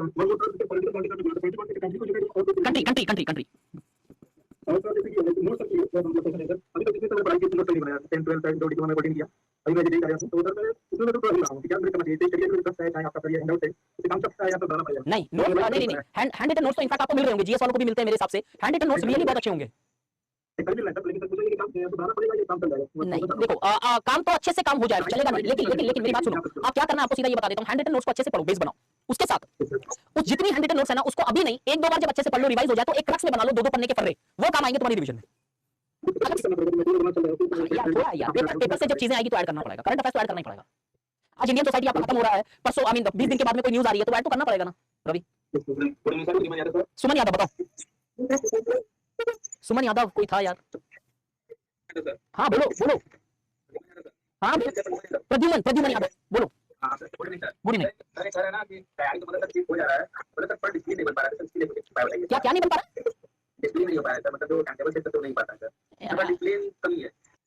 अब डिसिप्लिन कैसे मैं बिल्डअप करने के लिए बोलूं यार तुम्हें. चलो इसके लिए एक तरीका बताता हूं, अगर आप फॉलो कर सकते हो, ध्यान से सुनना. एक ही सॉल्यूशन दूंगा, इसके बारे में डिस्कस नहीं करूंगा मैं, ठीक है. मैंने किताब पढ़ी थी गॉगिन्स की, ठीक है, ये फ्रीली भी अवेलेबल है बहुत सारी सोर्सेस पे, लेकिन ये लाइन मुझे बहुत अच्छी लगी उस आदमी की. वो साहब बोलते हैं कि कभी भी जब तुम्हें, जैसे मान लो तुमने 2 घंटे का, सबके लिए एप्लीकेबल है, एक बार अच्छे से याद रखना प्लीज. अगर कई बार ऐसा होता है कि 2 घंटे आप पढ़ लेते हो, आप सैटिस्फाइड होते हो, आज मैं बहुत अच्छे से पढ़ लिया, डन और हो गया. ये गॉगिन्स बोलते हैं जब भी तुम्हें लगे कि बहुत हो गया, आधा घंटा और स्ट्रेच करो. And this is what he says कि माइंड तुम्हारा हाफ कैपेसिटी पे अच्छा फील करने लगता है, हो गया. Yes, David Goggins. और आधे घंटा और स्ट्रेच करोगे तो माइंड को ये पता चल जाएगा ये बंदा मानने वाला नहीं है, तो there is no point of saying enough. फिर आप स्ट्रेच करते चले जाओगे. मुझे अच्छा लगा इसका ये थॉट प्रोसेस, और मैंने मेरे पे कभी अप्लाई किया तो मुझे अच्छा बेनिफिट मिला इससे, क्योंकि आधा घंटा और करेंगे. जैसे अभी तुम्हारी क्लास में भी इसे अप्लाई कर रहा हूं. इनफैक्ट ये 4th क्लास है मेरी, and I am not even able to stand properly. मुझे ठीक आधा घंटा और करता है सिर्फ. 8 बजी थी तो मैंने अपने आप को बोला था आधे घंटे तक ही डाउट लूंगा. फिर मैंने बोला नहीं 9 बजे तक लूंगा, अपने आप सेट हो रहा है ना। सो आई थिंक डिसिप्लिन वाला इतना यार, इस पे डिबेट नहीं करूंगा, बाकी लोगों के जेन्युइन डाउट्स और हैं इधर, प्लीज नेक्स्ट। दीपाली या कोई और बोल रहा है, कुछ पता नहीं। हाँ, इसके बाद शिवम तुम बोल दो फटाफट फिर। सर मेरा क्वेश्चन है कि ग्लोबलाइजेशन का इफेक्ट फैमिली रिलेशंस पे क्या होता है सर? ग्लोबलाइजेशन का इंपैक्ट फैमिली रिलेशनशिप पे होता है। पहला इंपैक्ट रोल बार्गेनिंग, आप उन्हीं लोगों से मेंटेन करते हो रिलेशनशिप, रिश्ते नाते जो आपके फायदे में होते हैं। सेकंड, ग्लोबलाइजेशन के कारण फैमिली के अंदर न्यूक्लियर फैमिली इंक्रीज होता है, और इसी ग्लोबलाइजेशन के कारण मैरिजेस के पैटर्न चेंज होने के कारण फैमिली के सिस्टम हैम्पर भी हो रहे हैं, जैसे लिव इन रिलेशनशिप और सेम सेक्स मैरिजेस रिसेंटली आपने देखा इंडिया में इंसिडेंट रहा है इसका। तो फैमिलीज के अंदर इंटरेक्शंस भी इन्फ्लुएंस हो रहे हैं, फैमिलीज के अंदर किनशिप के पैटर्न्स और मैरिज के पैटर्न्स रीडिफाइन हो रहे हैं, live in relationship, same sex marriages, adoptions और नो किड्स और सच पॉलिसीज। या फिर मैंने आपको एक बार पढ़ाई थी, याद है अगर तुम्हें, प्लास्टिक सेक्सुअलिटी जैसे कॉन्सेप्ट आ रहे हैं, सेक्रेड मैरिज का नेचर कंप्लीटली चेंज हो जा रहा है। तो और फैमिली के अंदर स्पेसिफिकली प्योरली जाओ, जॉइंट फैमिली सिस्टम्स ही नहीं, फैमिली सिस्टम डिसइंटीग्रेट होकर हाउस होल्ड सिस्टम्स बन गए हैं, फैमिली के अंदर अथॉरिटी वेल डिस्पोज्ड हो जाती है ग्लोबलाइजेशन से। ये सारे डिफरेंसेस है जो चेंजेस हमने देखी थी वो ग्लोबलाइजेशन से भी आई थी। सर इसमें ये क्वेश्चन था जो मैंने पढ़ा था, इसमें लिखा हुआ था globalisation reduce the geographical relations for increase the family relations. तो सर इसको कैसे टैकल करूंगा? ग्लोबलाइजेशन के कारण माइग्रेशन इंक्रीज हुआ, तो जो वो फैमिली साथ में रहती थी ना वो खत्म हो गई। Are you understanding this? Geographical distance, लेकिन ज्योग्राफिकल डिस्टेंस बढ़ गया, लेकिन इस ग्लोबलाइजेशन के कारण आज आपके पास सहूलियत है, चीजें हैं कि वो सोशल रिलेशनशिप मेंटेन कर सकते हो, आप इंटरेक्शन मेंटेन कर सकते हो आप, because of this very globalisation. आप समझ में आया किस पैटर्न में आंसर लिखना है तुम्हें? यस सर मैं समझ पा रहा हूं। नेक्स्ट गाइस, शिल्पा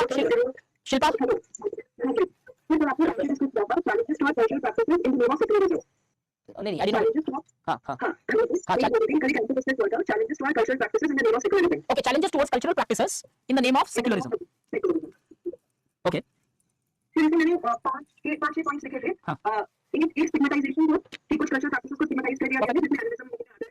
नहीं एनिमिज्म की जगह ब्लैक मैजिक जैसे कॉन्सेप्ट लिख सकते हो इनफैक्ट। ठीक है। हाँ। एक तो मैंने लिखा था rejection of certain cultural practices, जिसमें एंट्री ऑफ द टेंपल्स वगैरह है, ठीक है। जो नथिंग लेकर होंगे। फिर तीसरा मैंने लिखा था फैमिली ब्रेकडाउन।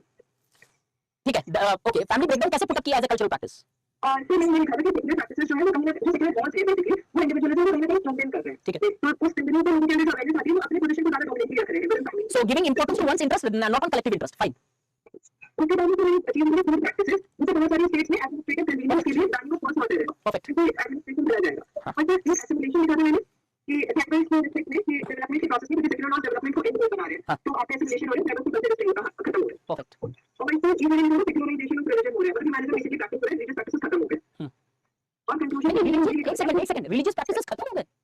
नहीं, बस खत्म नहीं हो गए, मतलब सॉर्ट ऑफ रिलीजियस प्रैक्टिसेस थोड़ी बैक पे आ रही है, जिसने अपना फॉर्म चेंज कर। ठीक है, तब चलेगा, खत्म वाला एक्सट्रीम हो जाएगा। ठीक है, हाँ, वो जल्दी खत्म नहीं होगा, sort of I have written कि वो बैकवर्ड पे आ गया है। जैसे ट्रिपल तलाक हो सकता है, ट्रिपल तलाक हो सकता है इसके अंदर, या फिर कुछ और एस्पेक्ट्स हो सकते हैं। हाँ, मैं ट्रिपल तलाक का एग्जांपल मैंने फैमिली ब्रेकडाउन के उस एस्पेक्ट में दिया था कि जब अबॉलिशन ऑफ ट्रिपल तलाक आता है तो वुमेन कैसे एम्पावर होती है, सॉर्ट ऑफ। ठीक है। फिर लास्ट में मुझे कंक्लूजन में थोड़ा सा ये आया था कि बैलेंस कंक्लूजन लिखो। मैंने ये लिखा था कि स्पिरिट ऑफ टॉलरेंस तो जरूर है सेक्युलरिज्म से, लेकिन कुछ कल्चर जो है वो इन्वेंटेड पार्ट से वो हट गए हैं, तो हम लोगों को शायद मॉडिफिकेशंस लाने होंगे डिफरेंट रिलीजियस वैल्यूज में, जिसकी वजह से कल्चर जो है वो बना रहे, मतलब अगर थोड़ा मॉडिफिकेशन का स्पेस हो तो। ओके, ठीक है। तो फिर इसमें और क्या ऐड कर सकते हैं? मेरे को बॉडी में कोई दिक्कत नहीं है, मेरे को कंक्लूजन में थोड़ा सा इशू आता है। मैं कंक्लूजन शायद कुछ ऐसा करता है इस क्वेश्चन का। Hence we can see that the secularism have largely challenged certain notions of cultural practices, but by challenging these cultural practices the integration is not challenged, only the orthodoxy is largely challenged. And on one hand these challenges have largely led to neo traditionalization in these societies, and at the same time these challenges have also helped in building pluralism in society. ऐसे लिखता हूं इसको कि ये challenge कर रहे हैं, लेकिन ये चैलेंज करने के चैलेंज सिर्फ ऑर्थोडॉक्सी को कर रहे हैं, कल्चरल प्रैक्टिसेस को पर से नहीं चैलेंज करता है ये। ठीक है। आंसर आपने टर्म यूज किया था इंफॉर्मेशनल ऑटोक्रेट। इसको ये कांसेप्ट है क्या? कॉन्सेप्ट नहीं, एक टर्म था, न्यूज़पेपर से उठाया था। ये टर्म किस कॉन्टेक्स्ट में था? इंफॉर्मेशनल ब्यूरोक्रेट का मतलब होता है कि आज मॉडर्न टाइम में globalisation has changed the nature of capital. पहले पैसा कैपिटल था, लैंड कैपिटल था, आज डेटा और इंफॉर्मेशन कैपिटल होती है।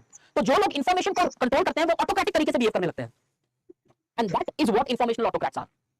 कि today the people are becoming autocrat not by controlling the politics, they are becoming autocrats by controlling the information. तो जो इंफॉर्मेशन कंट्रोल कर रहा है वो ऑटोक्रेटिक तरीके से काम करने लगता है, अपने हिसाब से चलने लगता है, because he is having the capital now which is the data, which is the information. Next guys, आपका नाम नहीं आया। वर्मा कुछ बोला क्या किसी ने?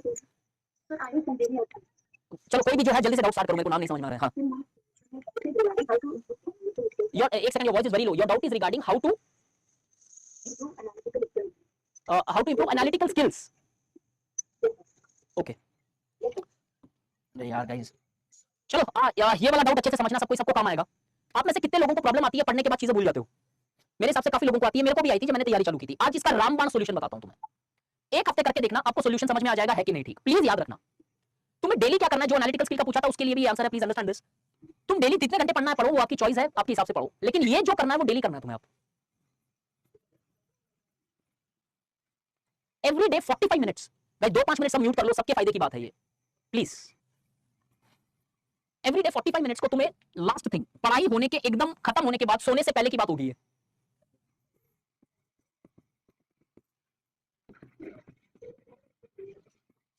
थर्टी मिनट्स तुम्हें क्या करना है, इनिशियली 30 डेज या 20 डेज, ठीक है, फर्स्ट 20 या 30 डेज तुम्हें,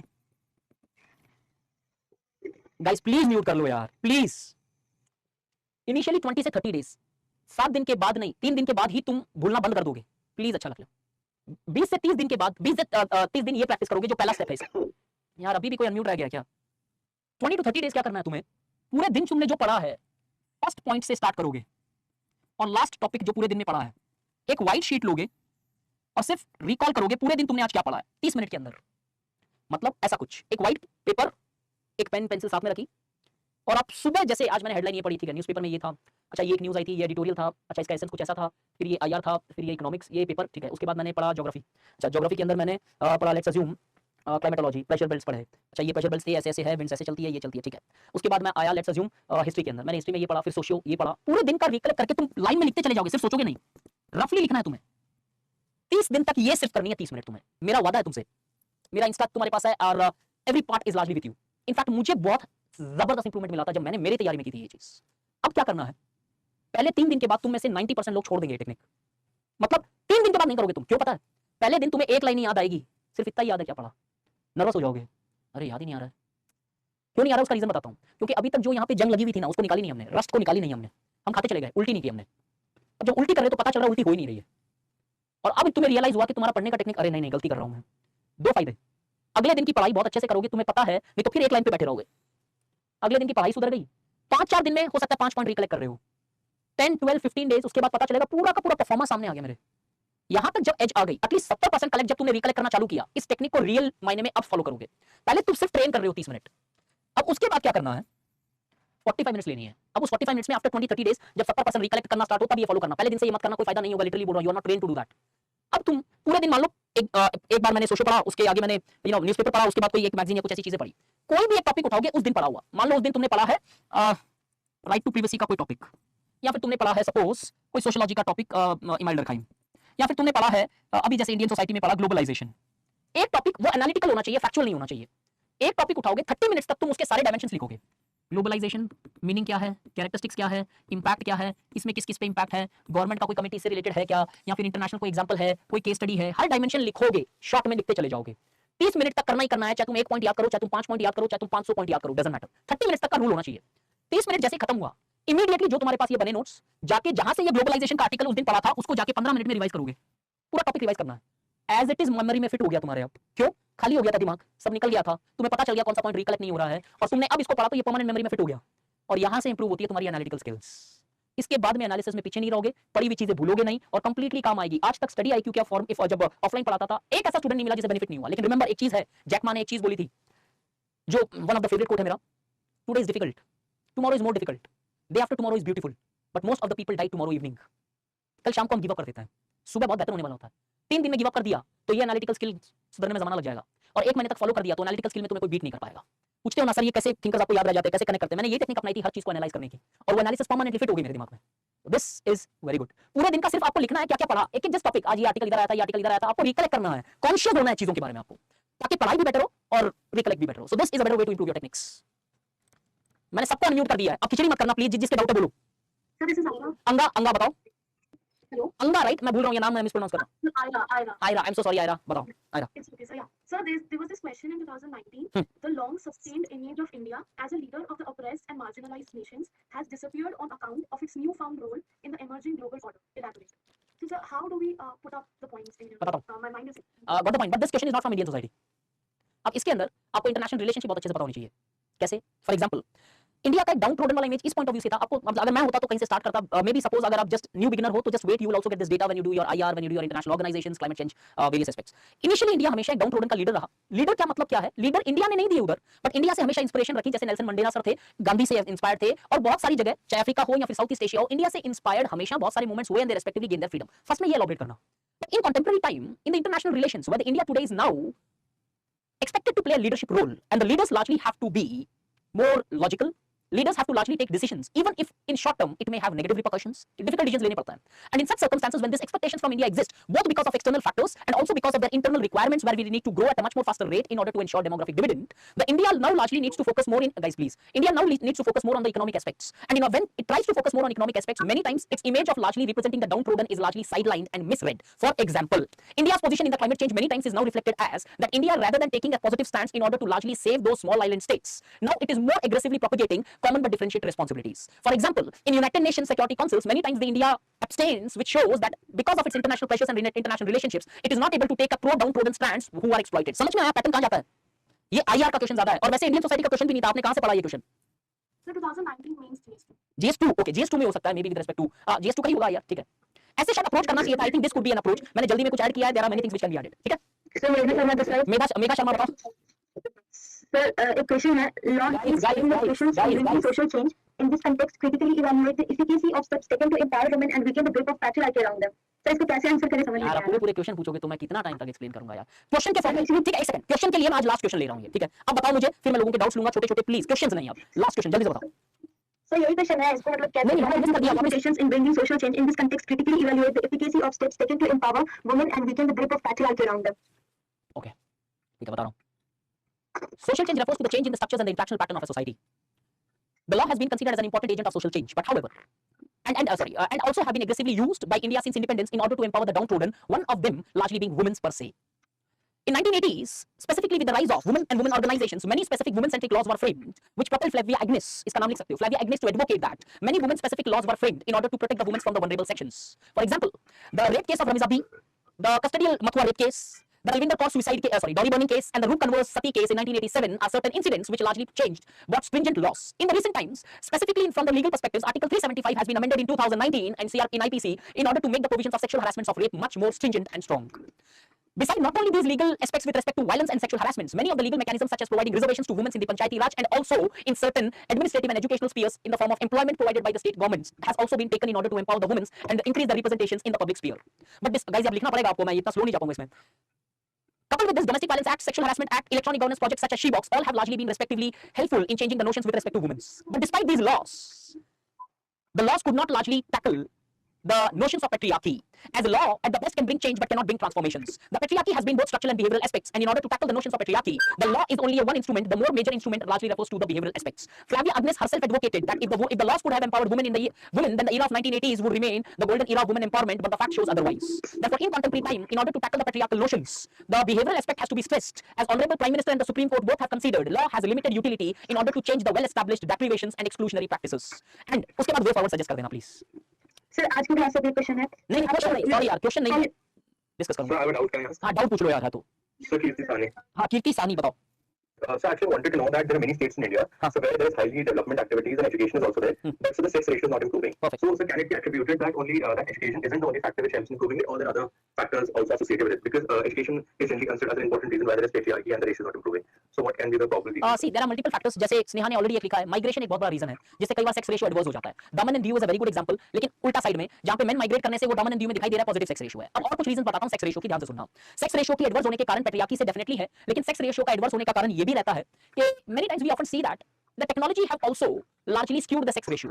पंजाब के अंदर ग्रीन रेवोल्यूशन के बाद में स्टडी कंडक्ट की गई थी, लक्ष्मी मेनन, निवेदिता मेनन एंड बोस, और उन्होंने बताया कि सेक्स रेशियो पंजाब में एडवर्स ग्रीन रेवोल्यूशन के बाद में ज्यादा हो गया बिकॉज़ टेक्नोलॉजी की एक्सेस आई और वो यूज करने लगे टेक्नोलॉजी, और उसके कारण सेक्स रेशियो एडवर्स हुआ. तो यहां से तुम्हें एक पॉइंट मिलता है, जब लोगों के पास पैसा आता है तो टेक्नोलॉजी की यूटिलिटी भी हो जाती है, चाहे अंडर द टेबल, हिडन या in any aspect. So technology is one of the factors for adverse sex ratio. The migration could be one factor which can lead to adverse or positive skewed or positive sex ratio. Besides this, all of these, the education also today is not absolutely secular.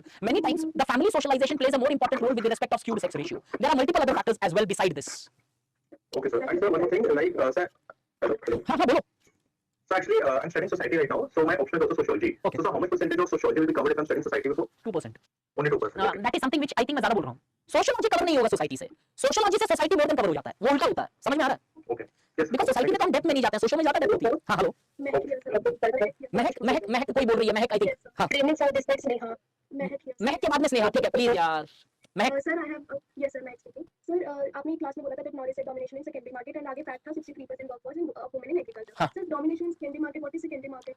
देखो मैं simplify करके चलता हूं. बैरन और Norris की theory थी एक, sociology में आती है, बट अभी मैं आपको सिंपलीफाई करके ये समझाना चाह रहा था उधर कि बैरन एंड नॉरिस ने एक अलग कॉन्सेप्ट दिया था, मैंने उनको यूज किया, बाय चांस किसी को लिखना हो नाम तो। मार्केट दो टाइप के होते हैं, प्राइमरी मार्केट होता है, सेकेंडरी मार्केट होता है। हम सोसाइटी में क्या बोल रहे हैं, प्राइमरी मार्केट वो होता है जो हाईली पेड है, सेकेंडरी मार्केट वो होता है जो अंडर पेड होता है, ठीक है। बैरन एंड नॉरिस को नहीं हम जनरली लेके चलते हैं। अब सेकेंडरी मार्केट कई बार क्या होता है, अंडर पेड होता है। तो 63% जब एग्रीकल्चर में काम करते हैं तो agriculture normally informal sector enterprise होता है, जो सेकेंडरी में आता है, जो अंडर पेड होता है। इसलिए मैंने बोला कि इधर वुमेन का, इधर तो वुमेन की कितनी भी रिप्रेजेंटेशन बढ़ाते रहो, वो एम्पावर नहीं होगी, बिकॉज यहाँ पे पेमेंट सफिशिएंट नहीं है with respect to their work. इसको व्हाइट कॉलर पे जाओ, आईएमएफ की स्टडी है 2017 की कि 27% जीडीपी इंक्रीज हो जाता है, इंडिया का इंक्रीज हो जाएगा if the women are put at decision making position. तो this is what I meant there. Okay sir, one more question. Sir कल जो डिबेट था कल थी पॉवर्टी में और उसमें अमर्त्य सेन और भगवती पीएम भगवती अमर्त्य सेन, ठीक है। जी सर, आपने उसमें रिलेशन बता दिया था, बट डिबेट एक्चुअली क्या था, उन्होंने अरे नहीं, डिबेट इज नॉट रिक्वायर्ड। क्यों करना है तुम्हें दो इकोनॉमिक आइडियोलॉजी की डिबेट? दैट इज समथिंग मैंने आपको बताया कि अगर कभी ज्यादा पढ़ना हो तो these are the two debates, not required GS में। बहुत छोटा करके बता दो गाइस प्लीज, बहुत डाउट्स है, एकदम आउट ऑफ बॉक्स है वो। PN Bhagwati Amartya Sen gives a developmental approach, PN Bhagwati gives importance. हां स्नेहा बताओ। सर मेरा डाउट ये है कि जब आपने चेंजेस ऑफ मैरिजेस बताया था तो आपने कहा कि लाइक सैक्रेड मैरिजेस अब सेकुलर हो गई हैं, सर ये बता देते हैं। सेक्रेड मैरिज सेक्युलर नहीं, मैरिज का मीनिंग सेक्रेड हुआ करता था, अब सेक्युलर हो गया है। सेक्रेड तो इसमें ऐसे कह सकते हैं कि मैं इंटरकास्ट मैरिज की वजह से नहीं नहीं नहीं नहीं नहीं, आपने गलत समझ लिया। वो सेक्रेड वैसा नहीं है। पहले मैरिज को सेक्रेड माना जाता था कि वो it's like a made in heaven, वो सेक्रेड जैसा था, वो मतलब पूजा जाता था, रिस्पेक्ट था उसका अलग। आज मैरिज सेक्रेड नहीं है, सेक्युलर है, people can come out of their marriages, वो मीनिंग है। वो ऐसा नहीं कि इंटरकास्ट होने से इम्प्योर हो गया, वो वाला कांसेप्ट नहीं है। ओके सर, सर वन मोर डाउट सर।